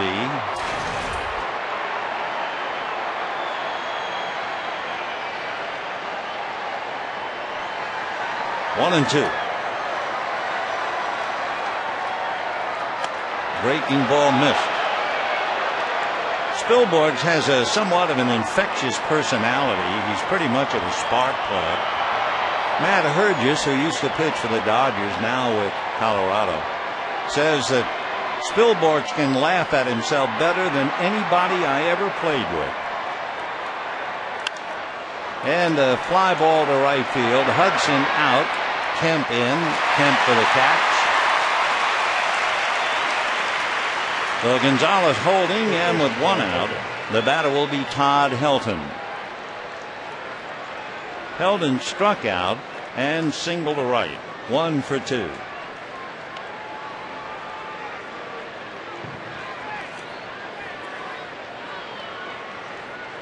Todd, wonderful athlete, quarterback at the University of Tennessee. His dad was all-state in football, played baseball and hockey. And it's a pop fly. Could be trouble. It's going to drop. So Helton nudges one into left field. And the Rockies have runners at first and second. And Troy Tulowitzki coming up. The Helton is 2 for 3. 2 of the 3 hits allowed by Clayton Kershaw. They are, well, a couple of guys are standing up in the bullpen. They haven't moved their furniture yet, but they're close, very close. Joe huddling. Remember, Bob Schaefer chased, and he's talking to Rick Honeycutt. So here's Tulowitzki, struck out on a pitch up around his eyes and then grounded out, so he's 0 for 2. Off speed for a strike. Took a lot off that curveball. In fact, the velocity dropped to 72. 0-1 to Troy. Tulowitzki went to Long Beach State. As a rookie, he broke the home runs for a shortstop that had been set by Ernie Banks. And that's going to be whacked to right center, but there's Pierre. Tagging up is Gonzalez, and he'll go to third. So Tulowitzki, a tough out, lines out. Gonzalez takes third, and with 2 out, the batter will be Garrett Atkins. For Clayton Kershaw, that was pitch number 100, and now the Dodgers have a little activity going on in the bullpen. Atkins has struck out and walked. Ronald Belisario up in the pen. No score, 6th inning. Rockies threatened in the 5th, threatened again in the 6th. Dodgers threatened in the bottom of the 5th, but was still scoreless. Slow breaking ball strike. He started Tulowitzki with a 72-mile-an-hour curveball, and he came back 71 to Atkins. Gonzalez at third, Helton at first, 2 out. Fastball low and in. 1-1.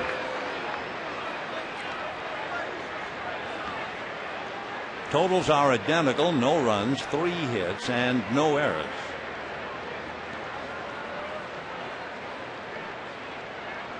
One and 1. In the dirt, that saved a run. Remember, Kershaw has 8 wild pitches.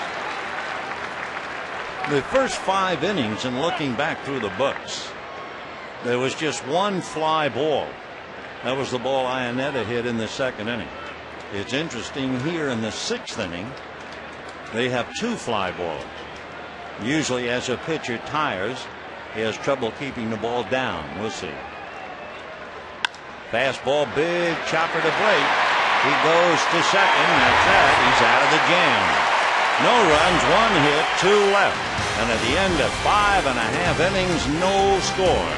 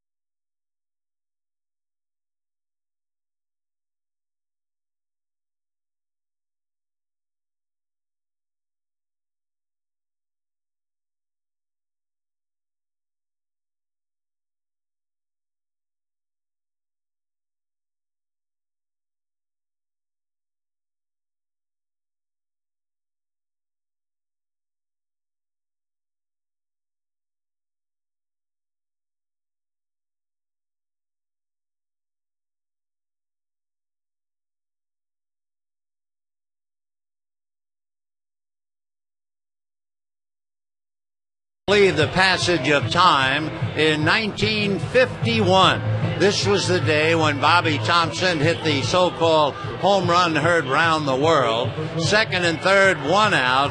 Robbie facing Ralph Branca, and the big home run, a fly ball to left field.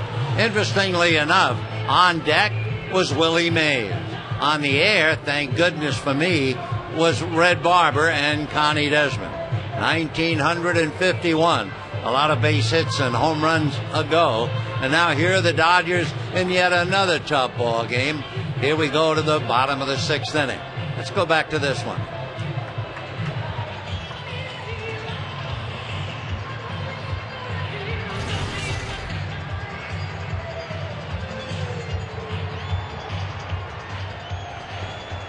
No score, bottom of the 6th.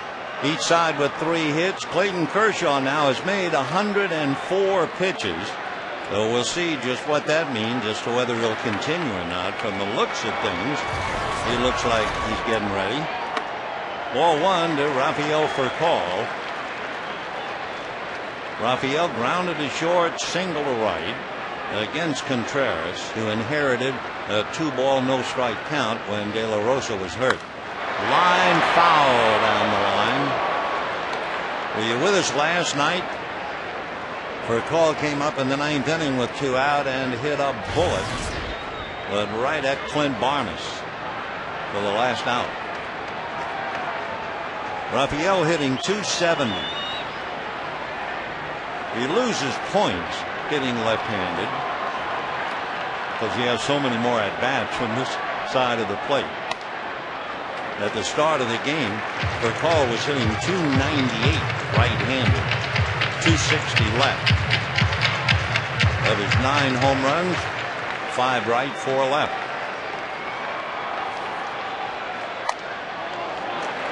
Laid off that borderline pitch, ball 3.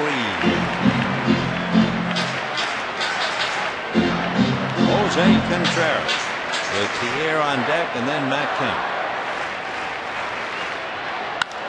Popped up, and I mean up, and it will be Tulowitzki. So 1 away here in the 6th inning. You know, you can cruise into the deep blue aboard the first ever Dodger Fantasy Cruise. Join Steve Garvey, Steve Lyons for a 7-day carnival cruise to the Mexican Riviera, November 15th through the 22nd. To book your cabin, call 323-224-2646 or visit Dodgers.com/cruise. Here's Pierre, grounded out twice. Starting over Andre Ethier against a left-hander tonight. Ball 1.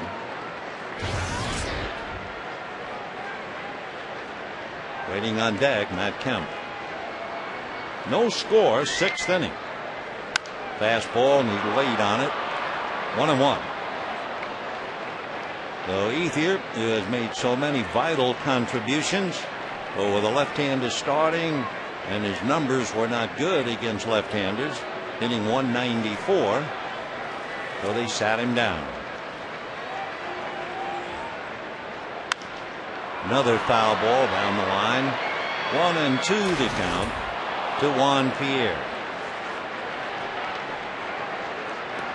Juan Pierre starting over Ethier in a battle of numbers. Ethier, as we told you, hitting just .194 against left-handers. Pierre, .316. Foul back. Of course, a huge difference for Pierre. No home runs. For Ethier, 31. As he stands between Tim Wallach and Randy Wolf.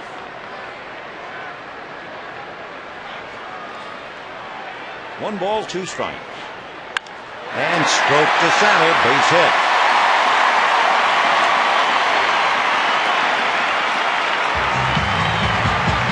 So Pierre, a 1-out single. Now they have to worry, among other things, about Pierre stealing a base. He has stolen 27. And Matt Kemp flied to center, grounded to short. Iannetta looking over to Jim Tracy as if to say, what about pitching out? We'll find out in a moment. He's gotten the answer. So Pierre at first, 1 out, 6th inning, no score.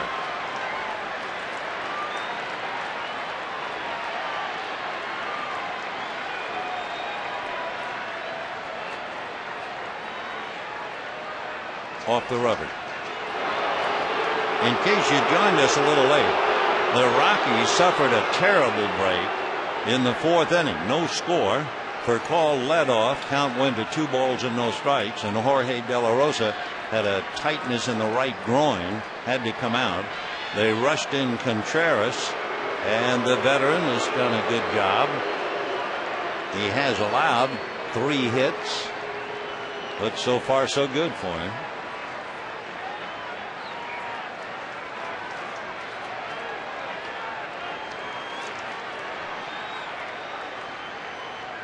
Fastball, strike, 0-1.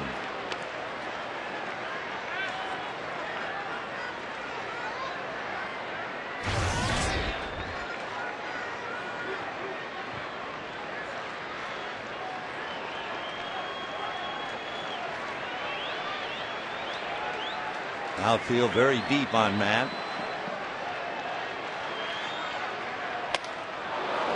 He challenged him, came in on the hands with a 95-mile-an-hour fastball, and the count 0-2.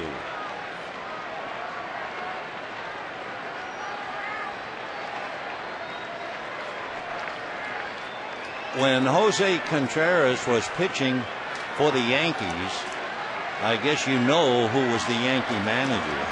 He's over in the Dodger dugout. That's right, Joe Torre. 0-2. Ball 1.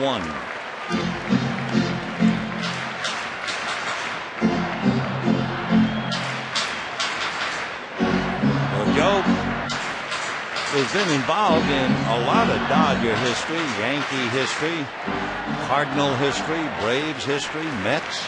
I mean, he is a walking history book. 1-2 the count. There goes Pierre, fouled away.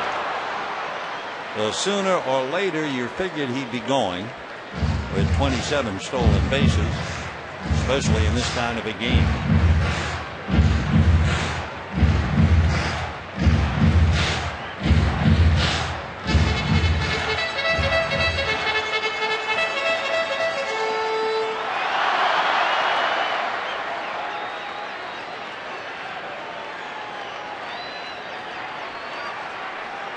One and 2 to Matt Kemp, hitting .298.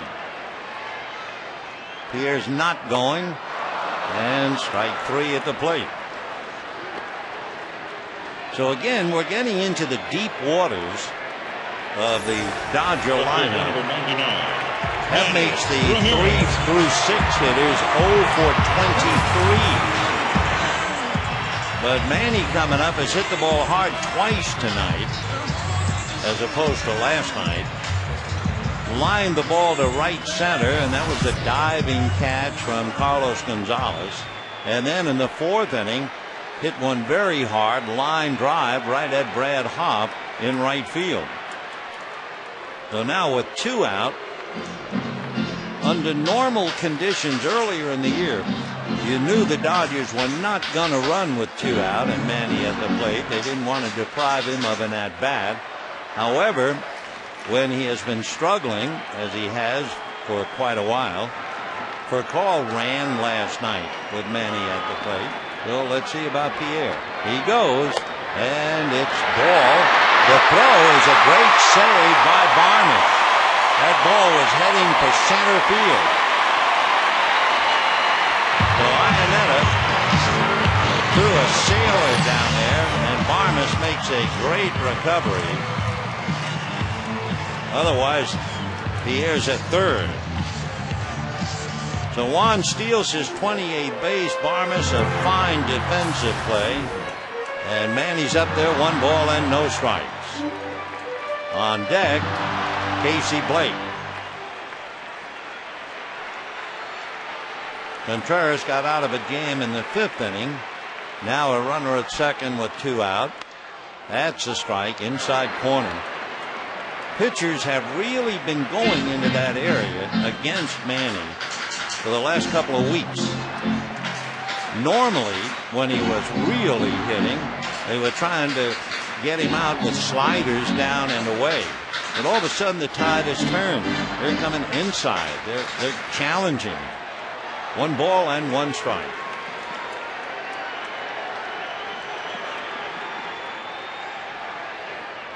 And another fastball got the plate.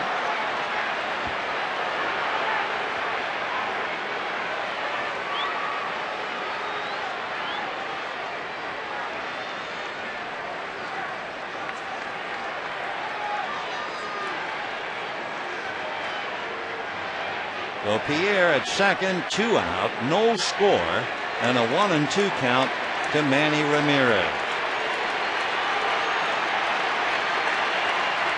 Time. So a couple of veterans who have been through the mill for sure, and Contreras and Ramirez. Manny was 4 for 21 against Contreras. Then he lined out to right field, so he is 4 for 22 against Jose.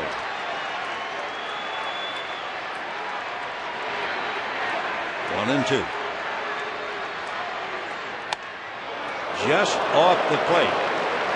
2 and 2. And that fastball on the gun was 98. Take a look.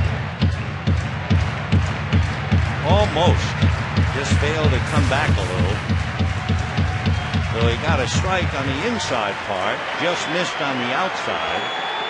All fastballs. Let's see what happens now. 2 and 2. Foul back. No, nothing fancy here. Contreras is just throwing fastballs. That one was clocked at 97.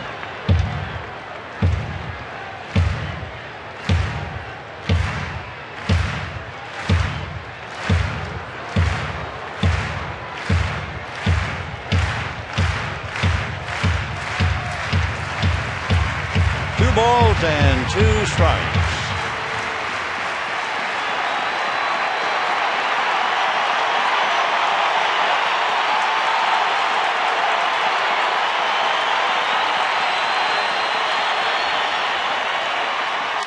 Fouled away. Well, Manny trying to hang tough in a very tough situation.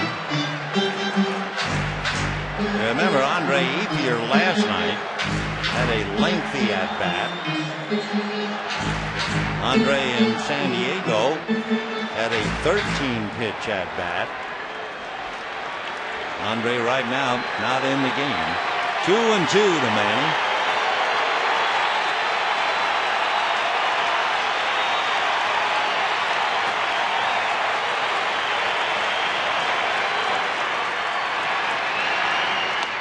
Got him on the inside corner. What a pitch.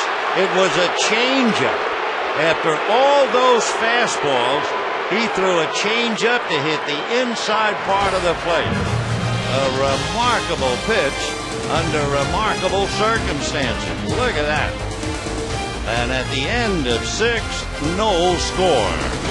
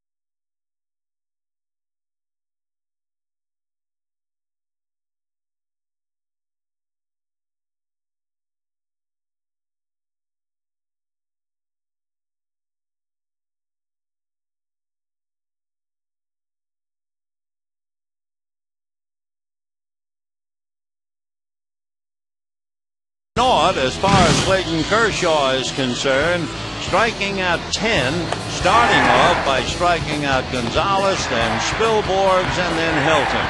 Then in the second inning, he got Tulowitzki, he got Garrett Atkins, and moving on, he got Brad Hopp, then he got De La Rosa, he picked up Gonzalez and Spilborghs again, and then in the fifth inning picked up strikeout number 10. 4 times in his career he's had 10 or more strikeouts.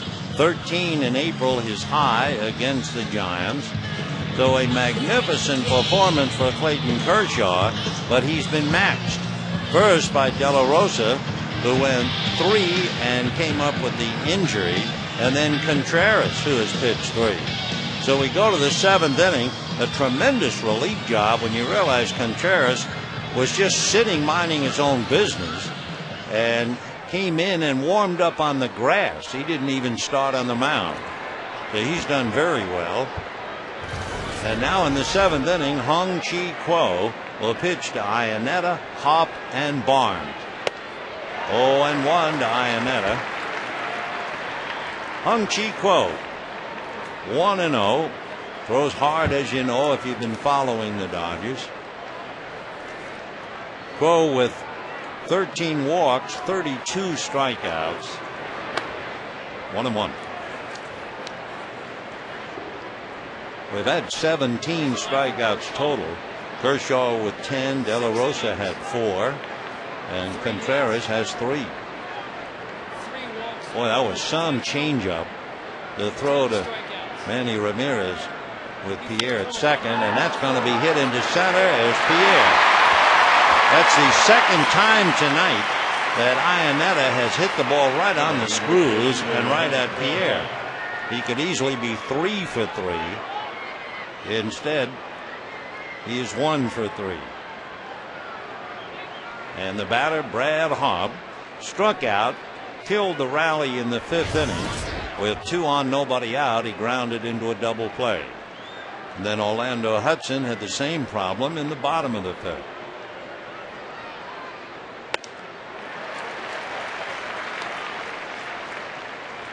On 1 to Hopp.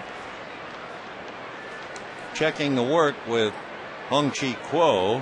Hopp 2 for 8, a home run. That's a strike.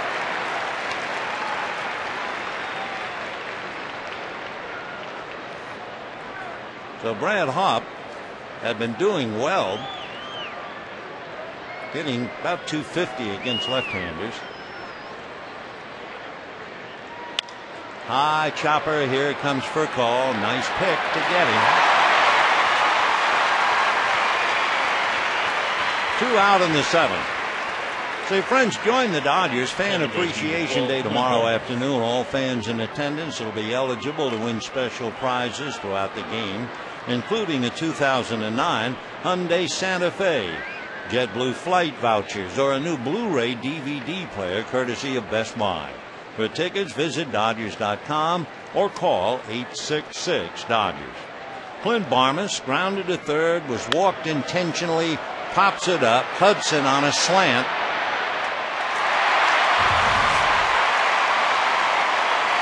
So the Rockies go 1-2-3. And at the end of 6.5, no score. The crowd has to join in God Bless America and then Take Me Out to the Ball Game. Of God Bless America, performed tonight by Stephanie Airley.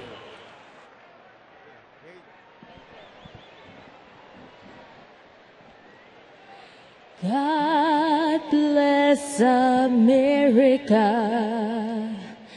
land that I love. Stand beside her and guide her through the night with the light from above. From the mountains to the prairies, to the oceans, white with foam. God bless America.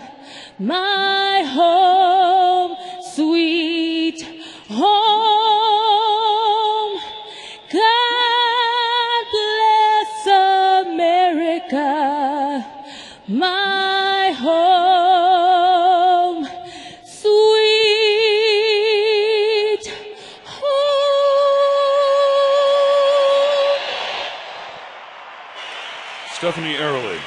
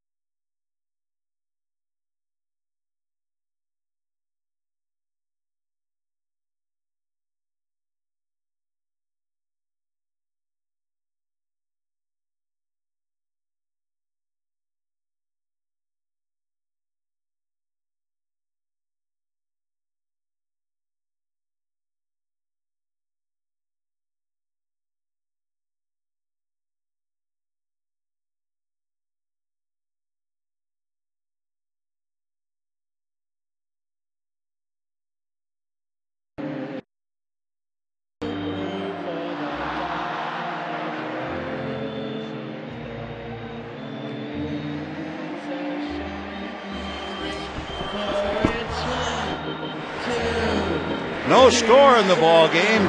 Take me out to the ball game, and we have a lot of people who have come out to see a dandy. If ever, this has all the trappings of a playoff game or even a World Series game. No score as we go to the bottom of the seventh inning. Franklin Morales, a 23-year-old hard-throwing left-hander from Venezuela, San Juan de los Moros, and was signed at 16 by the Rockies.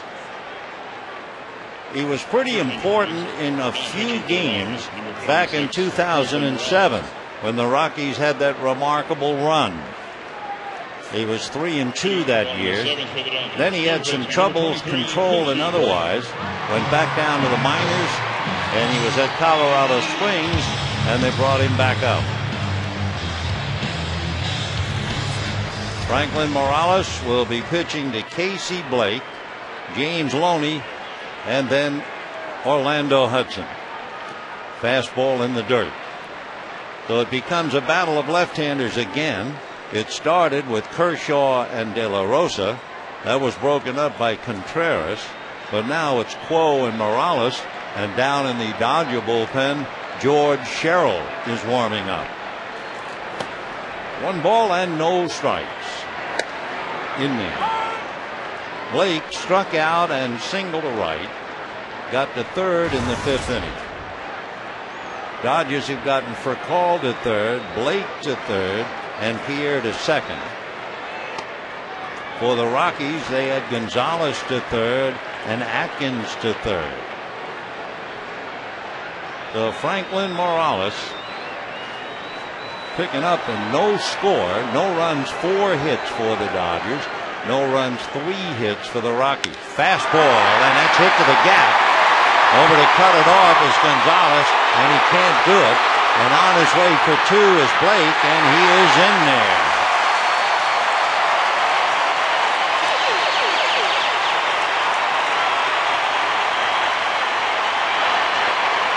So Casey Blake doubles to left center, running somewhat gingerly. Remember, he missed 8 games with a tight hamstring, but Gonzalez unable to handle the ball cleanly, and Casey was able to make it into second. So that's a big play.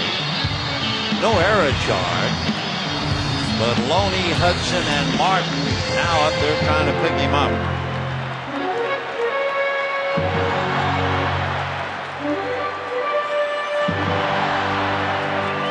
For the Dodgers, no runs, 5 hits. The Rockies, no runs, 3 hits. James Loney has struck out and singled to left. We'll take a look at Loney against Morales.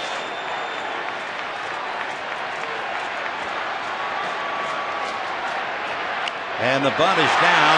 Iannetta will make the play, and he double clipped and got him anyway. On that double grip, Todd Helton hit the ground as Duncan restrains Loney from arguing. Tough play at first. Helton was in the line of fire.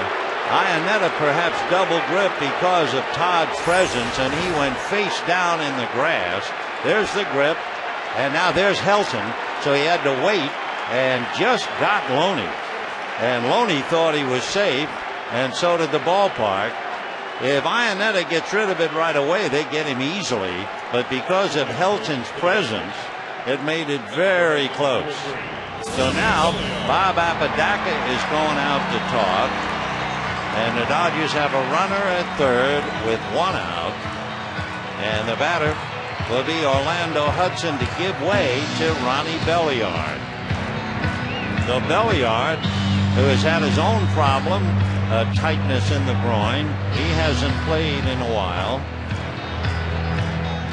And Apodaca going out to talk to Franklin Morales how they wanted to pitch him. Boy, that was something, where the catcher has a play, but if he makes it right away, he kills his first baseman. And he was just able to get the runner. Because Helton's been around a long time, and when he realized he was in the line of fire, he did what anybody does. He hit the dirt. So let's watch the infield. No score. Bottom of the seventh. Blake at third. And Belliard hitting .274 at the plate.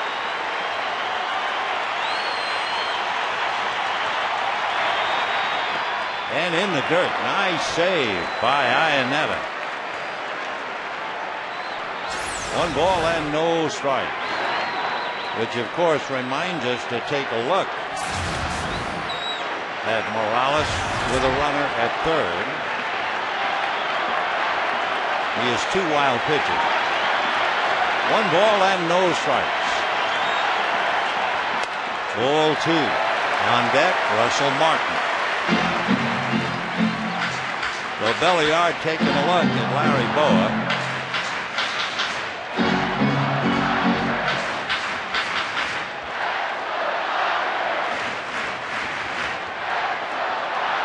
Blake at third, 1 out, 7th inning, no score. Fastball for a strike.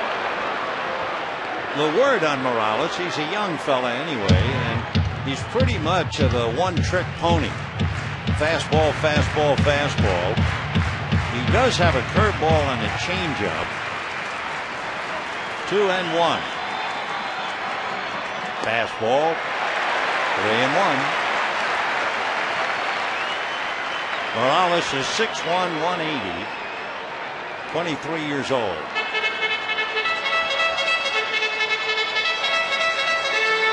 Martin waiting on deck.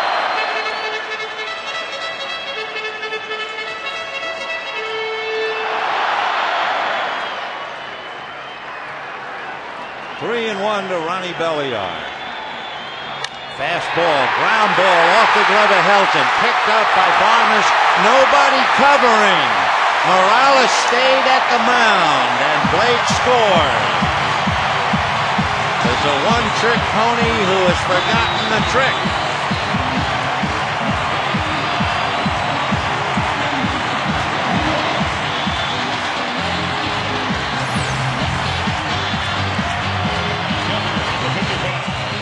Morales, a spectator, amazingly, I don't know where he was. Not that it would have influenced the score, but they should have gotten an out on Belliard. And for the second time, Helton again has to hit the dirt. So the Rockies are suddenly playing poorly in the 7th inning, and the Dodgers lead 1-0. Remember, the ball hit by Blake to left center. They had not ruled it for a while, and then they came up single error to Gonzalez. That put Blake in a position where he was sacrificed to third, not second. And now Belliard gets a gift because Morales forgets where he is. 1-1.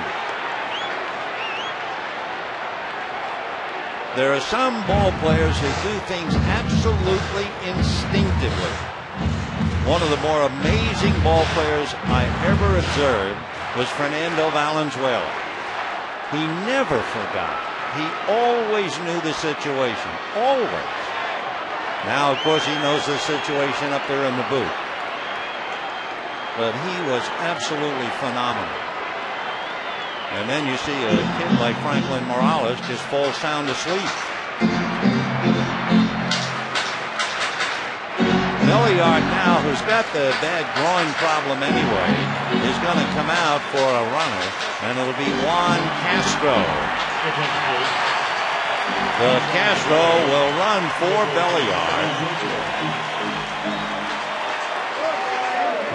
And then stay in and play second base. So Belliard on a 3-1 pitch singled off Helton's glove to cash in Casey Blake.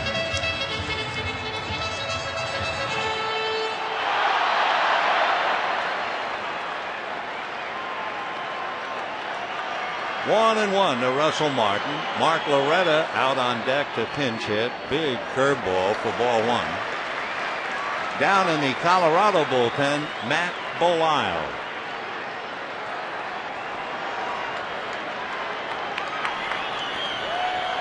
1-0 Dodgers, bottom of the seventh. Curveball, and he missed with that.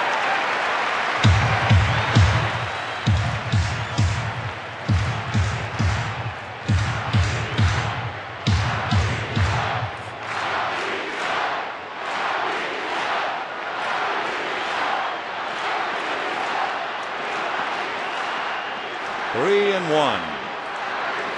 And ball four.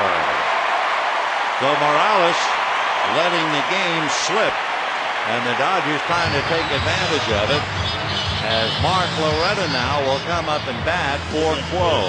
The Dodgers batting for Quo, number 5, Mark Loretta.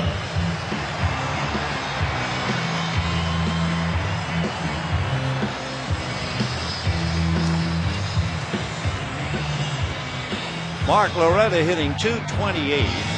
Coming off the bench, Mark has 13 hits and 6 runs batted in. So a single and an error by Gonzalez. The ground ball by Belliard after the sacrifice. And it's 1-0 Dodgers. 0-1. Pretty good fastball in on the hands at 95.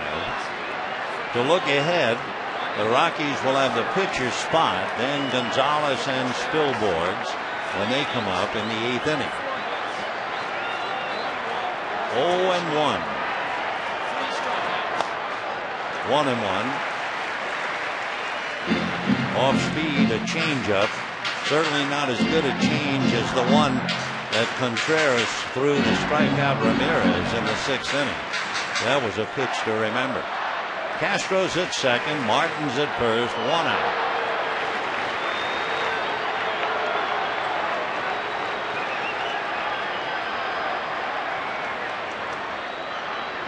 Fastball for a strike. Loretta, I think, thought it was a little high. 1-2 the count.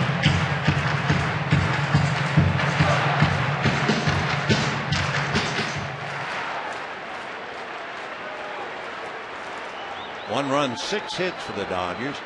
No runs, 3 hits for the Rockies.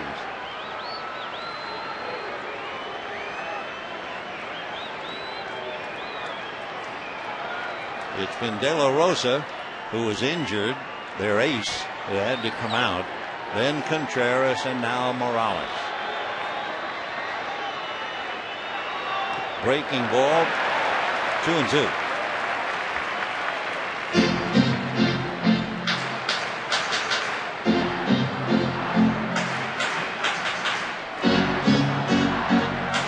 Castro and Martin with a 2-2 count on Loretta, 1 out. And Rafael for call on deck.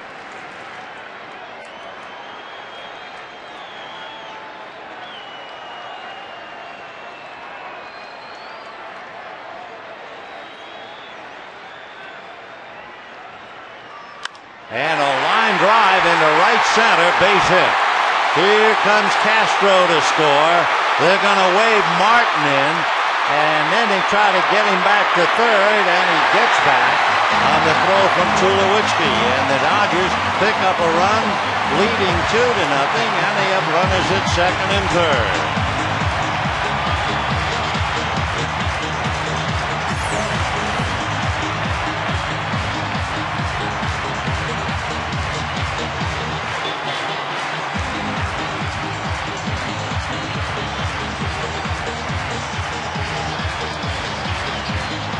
Dodgers 2 runs, 7 hits. Rockies no runs, 3 hits. Atkins never could get the tag, getting the throw from Tulowitzki. So now Rafael for call, and this big crowd on its feet as Mark Loretta delivers a base hit and a clutch run batted in. So Morales having a very difficult inning, and the batters for call, and they'll walk him intentionally to try and get Pierre, and there's only 1 out. Jin Lung Hu is now going to run at second base for Loretta. Well, Mark Loretta gets a round of applause and from his teammates as he comes back to the dugout after that clutch base hit.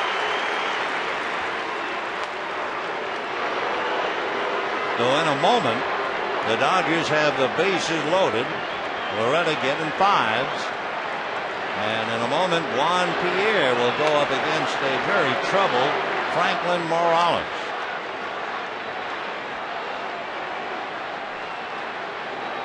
So the Rockies suffering a terrible bad break when they lost De La Rosa. Still hung tough, no score. But finally, Franklin Morales gives it up, and the Dodgers have scored 2 so far. Juan Pierre grounded out twice in single, and the inning started with Casey Blake, remember, hitting a base hit to left center. Carlos Gonzalez unable to cut it off cleanly. He drew the error that allowed Blake to get to second base, and that changed the whole inning. So now the infield up on the right side. Martin at third, Pierre at the plate, and a strike. 0-1.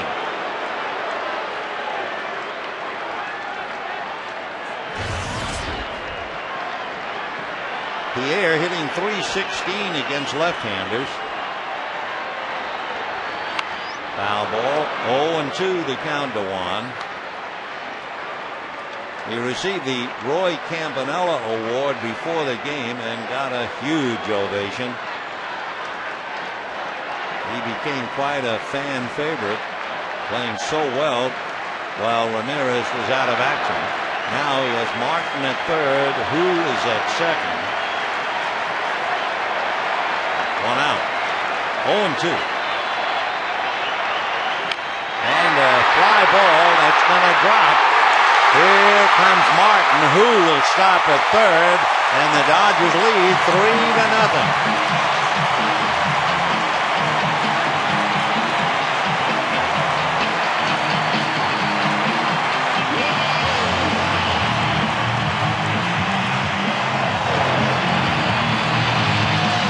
Well, the Dodgers doing it 90 feet at a time. They lead 3-0. They have the bases loaded with 1 out. And for Jim Tracy, he pats Morales on the back and sends the left-hander back to the clubhouse. And Matt Belisle will be called in from the pen to pitch to Matt Kemp with 1 out and the bases loaded. We'll be back.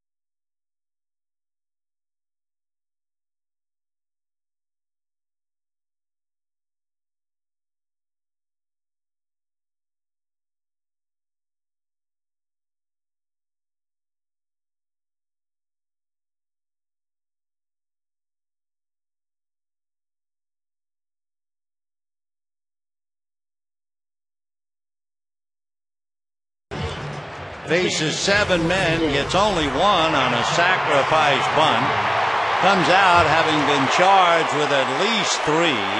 The bases are loaded, sparked by the pinch hit single by Mark Loretta. And now Matt Belisle trying to pick up the pieces and restore order. Belisle with a record of 3-1.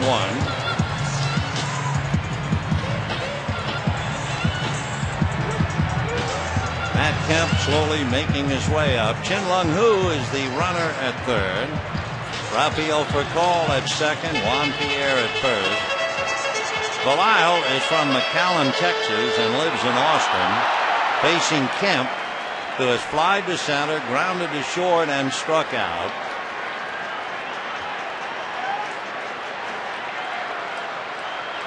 Kemp with 3 this year. Puts him in select company, Daniels, Piazza, and Belton. 0-1. Belisle was a number 2 pick by the Atlanta Braves. Never made it to the Braves. Wound up coming to the big leagues with the Reds. Been bouncing around a lot from the majors to the minors. And eventually from the Reds came to the Rockies this year. 0-1 to Matt Kemp.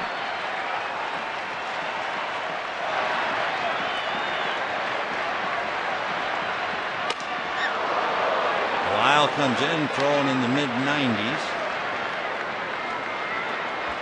He's big enough, 6'3", 230. That certainly fulfills the definition of a big league pitcher. Fastball, curve, and changeup. Had been a starter until a couple of years ago when they sent him to the bullpen.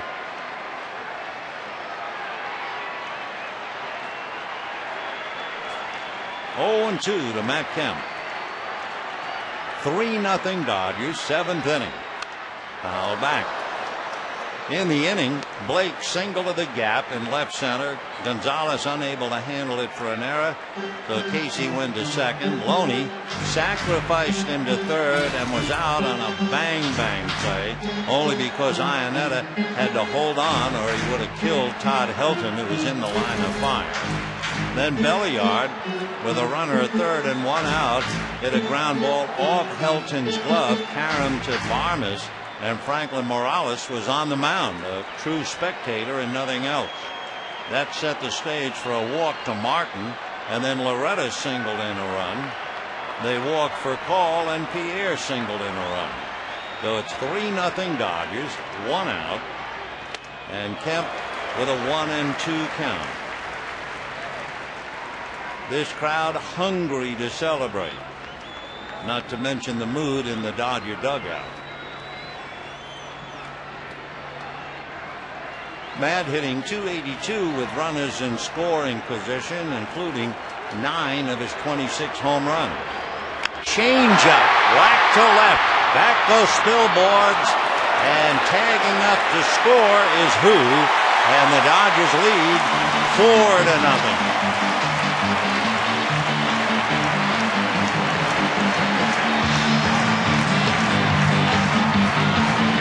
All the runs are charged to Morales.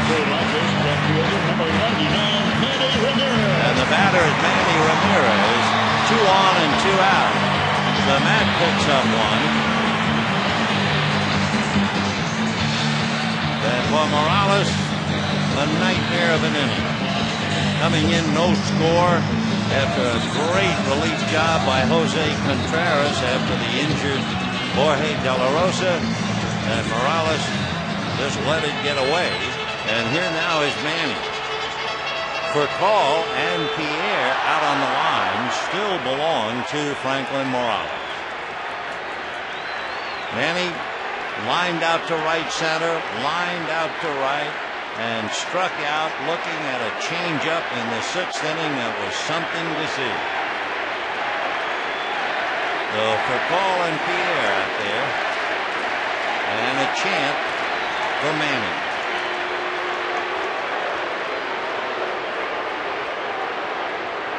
Ionetta out to talk to Matt Belisle. And looking at Belisle's work going against Manny.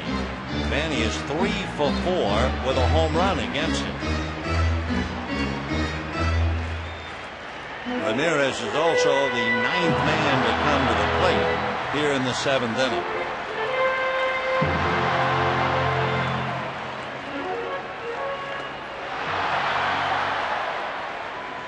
Manny hitting .288. 4-0 Dodgers here in the 7th. Missed inside. That's where they've been working Manny. 1 ball and no strikes.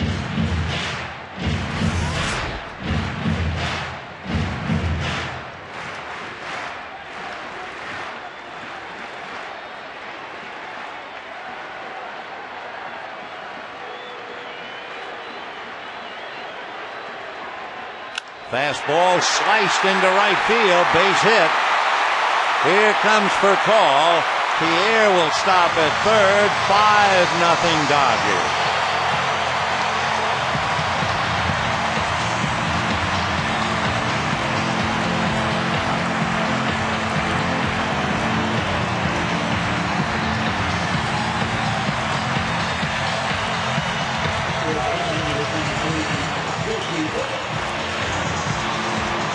So Casey Blake, who started it all with the base hit to left center, will be the 10th man to come to the plate in the inning. And the Dodgers have hung a high 5 on the scoreboard.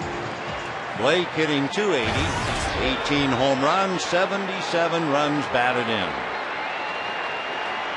Pierre down the line from third, Ramirez at first, 2 out.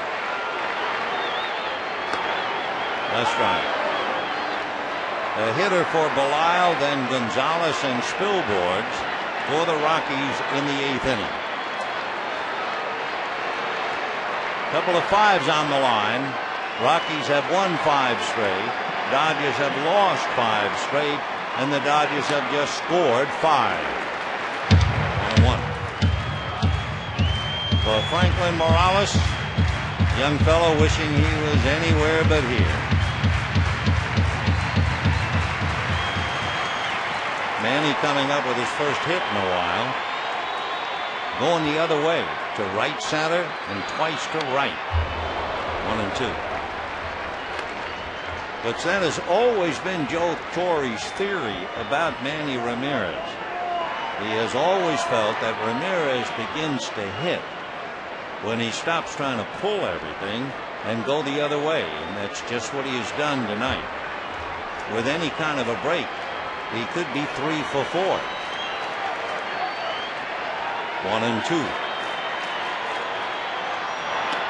Slow breaking ball to take care of Casey. However, a high 5 on the scoreboard. The crowd saluting the ball club. And at the end of 7, 5-0 Dodgers.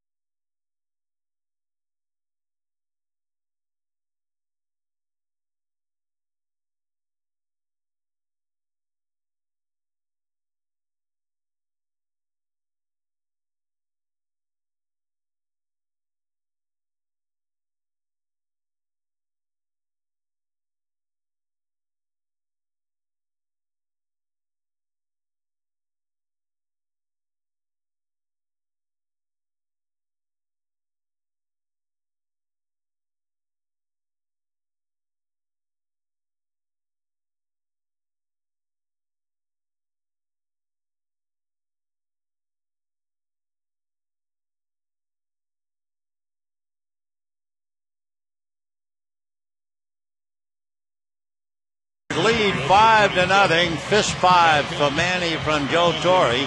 Manny will come out of the game now, and the Dodgers rearrange the outfield. Juan Pierre moves from center field to left. Matt Kemp moves from right field to center, and Andre Ethier takes over in right field. Meanwhile, he comes in with George Sherrill, and Juan Castro, who ran for Belliard, who hit for Hudson, stays in the game at second base. So now, in the 8th inning, Eric Young Jr. will be coming up to face Sherrill, then Gonzalez and Spilborn. And we were talking about young EY at the start of the game. Now, the baseball life has some surprises. Way back in 1995, when the Rockies first started, their manager was Don Baylor. And one of the players on that Rockies team way back when was Eric Young. And after all those years, Baylor is now back with Colorado as the hitting coach, and EY's son is playing for the Rockies, and that's a strike. 5 runs, 9 hits for the Dodgers.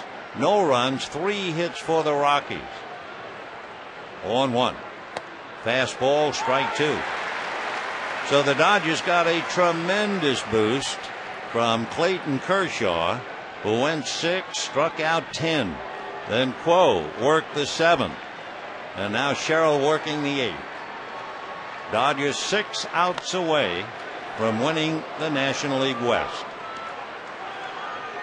What that means, of course, should the Dodgers win, they stay home, and on Wednesday they would go head-to-head with the St. Louis Cardinals in the dirt. The Dodgers have played the Cardinals a total of 7 times, and they have not done well. They lost 2 out of 3 to St. Louis here. They lost 3 out of 4 to St. Louis there. So the Dodger record is 2-5 against the Cardinals. But as we know, in playoffs, things surprisingly change. Strike 3 to young EY.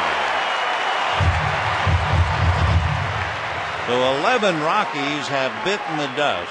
So even though they got a terrible break when they lost Jorge De La Rosa, you're not going anywhere with 0 runs.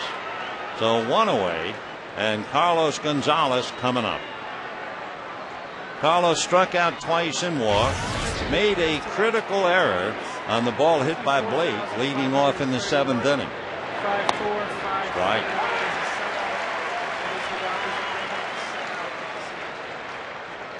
Owen Young to young Gonzalez, hitting .285, 13 home runs, 29 runs batted in. 0-2, chasing a slider down and away.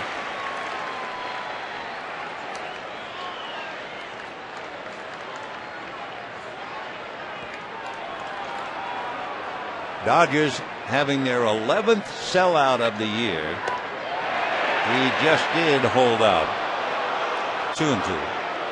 The paid attendance tonight figured to be a sellout for sure. 54,531. 54,531. Last night, 54,131. So they managed to get another 400 in here tonight. Fastball, see you later.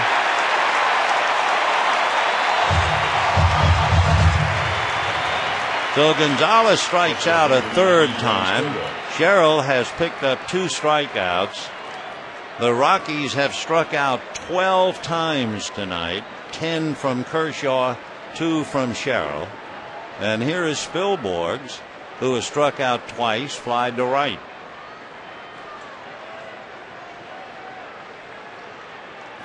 Ball 1. So it looks like the postseason is set. The Cardinals and the Dodgers here. The Phillies and the Rockies in Philadelphia. Line drive at Blake. 1, 2, 3. So the last 8 in a row have gone down for Colorado. And at the end, it's 7.5, 5-0 Dodgers.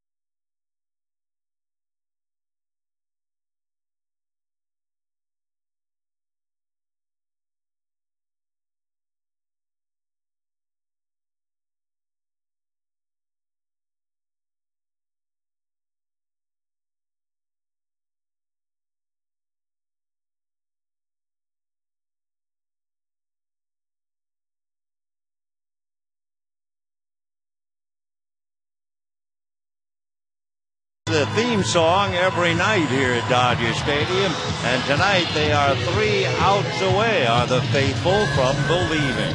5-0 Dodgers, and if it holds up in any way, shape, or form, the Dodgers stay home and welcome the St. Louis Cardinals on Wednesday. The Rockies go to Philadelphia to play the Phils in Philadelphia, and let's take a look.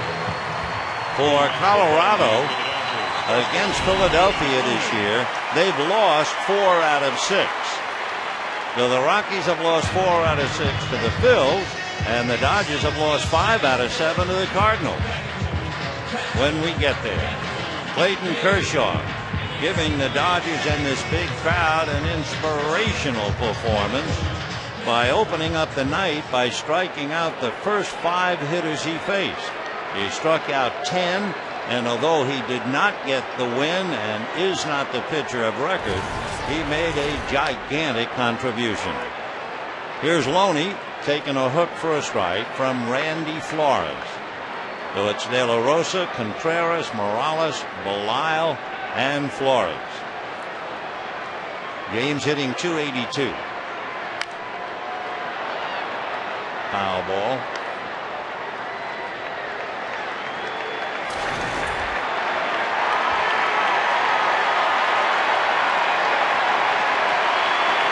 No balls and 2 strikes. Randy Flores is a local boy, born in Bellflower, lives in Pico Rivera, went to USC. 1-2 the count.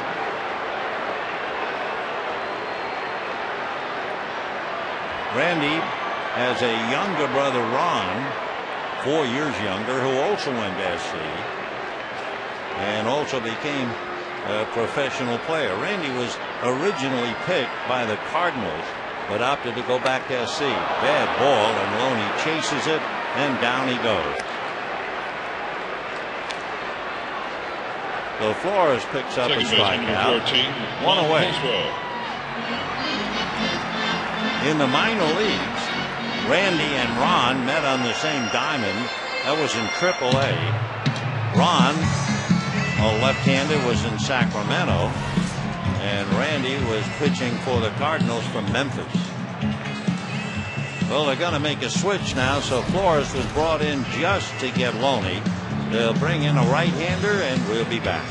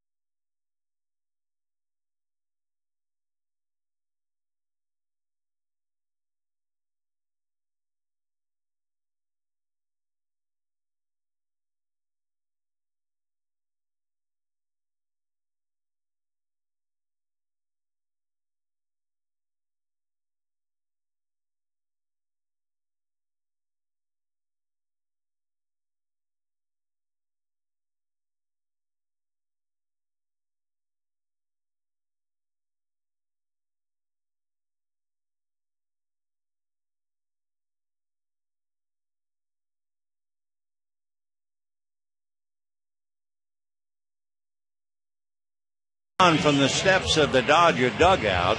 Dodgers lead 5-0 with one out. Juan Castro, who ran for Ronnie Belliard, who batted for Orlando Hudson. Castro is the batter. And Juan Rincon, out of Venezuela from Maracaibo, will pick up. He was originally signed by the Minnesota Twins back in '96. Ball one. 30-year-old right-hander. Basically fastball, slider, changeup.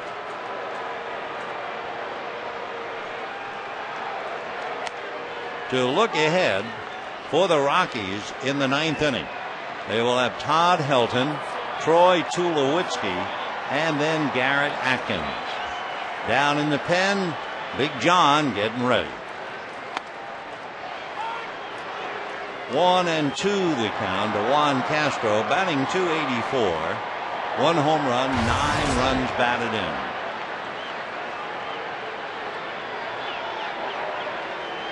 So the fives might come to an end tonight because of a fine. The Rockies a 5-game winning streak. The Dodgers a 5-game losing streak. But the Dodgers hung the high 5. Tracy suffered a terrible blow by losing his 16-game winner to a groin pull, Jorge De La Rosa. That's going to go foul down the line.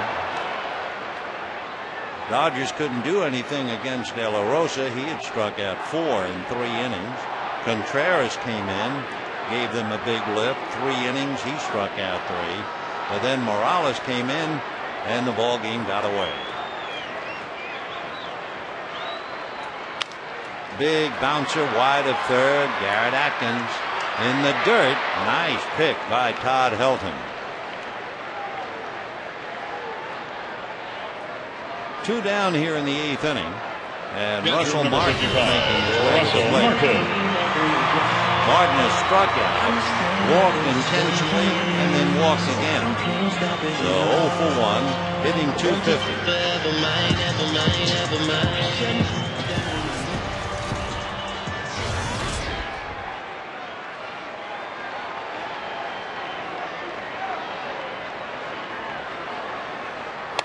Over the top fastball and a good one for a strike. 0-1. So De La Rosa, Contreras, Morales, Belisle, Flores, and Rincon. Kershaw, Quo, Sherrill, and soon to be Broxton.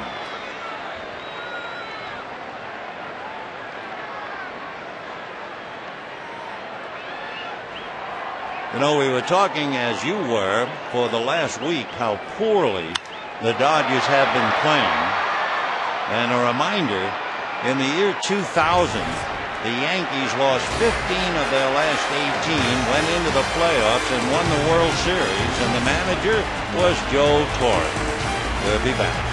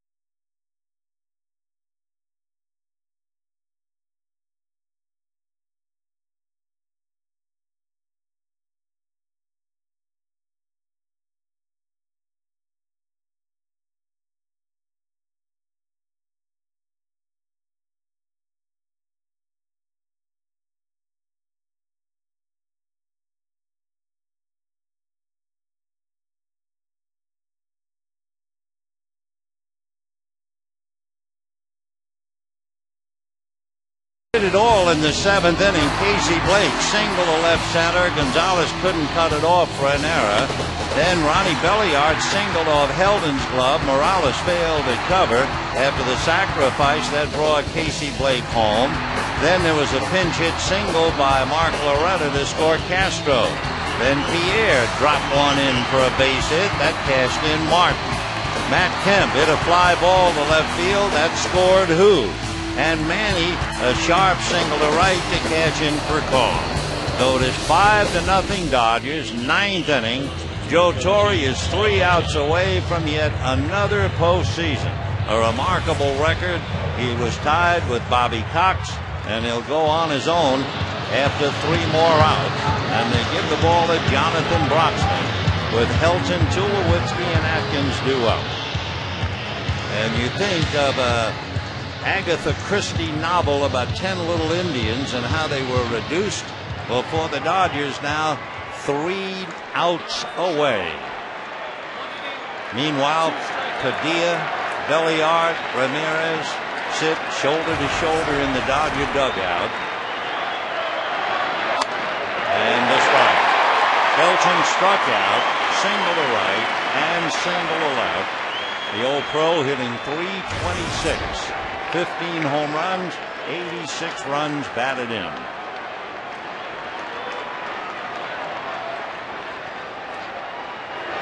Fastball, 1-1 the count. The sellout crowd, 54,531, bursting at the seams from the very start. When Clayton Kershaw struck out Carlos Gonzalez, this crowd willed the Dodgers to win tonight, it would appear. That's a strike. 1-2 the count. For the record, Broxton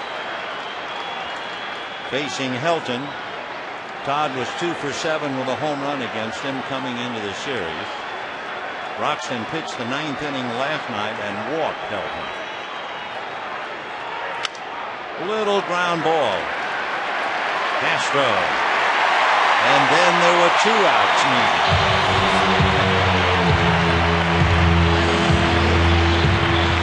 Shortstop number 2, Troy Tulowitzki. They couldn't do it in Washington. They couldn't come close. They couldn't do it in Pittsburgh, and the town was quite bitter about their inability to do it against such a poor team. And then they couldn't do it against San Diego. And then to really rub some salt in the wounds, they couldn't do it last night against Colorado. But they are doing it tonight, 5-0. Big bounce hitter for Call. Low and a nice pick by Loney. And now 1 out left, and this big crowd on its feet. Larry Boa in good mood talking to Torre, and the crowd wants one more to celebrate.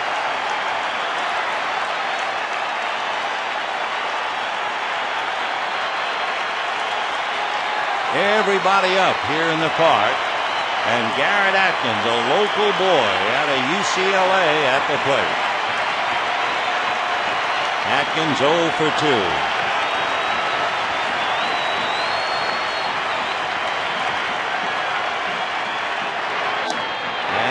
Strike. 2 strikes away from the National League Western Division title. 2 strikes away from a Wednesday meeting with the St. Louis Cardinals. Another strike. And now 1 strike away from facing Matt Holliday, Albert Pujols, Chris Carpenter, Adam Wainwright, and a team that had beaten the Dodgers 5 out of 7 this year.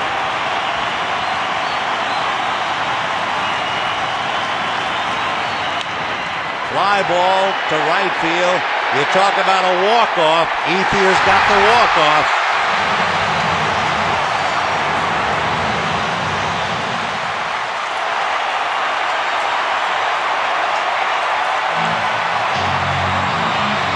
The last 11 Rockies in a row made out So it was Dodger pitching that was magnificent just when it counted.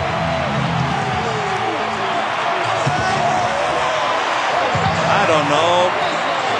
Success that is delayed can be sweeter still, I think.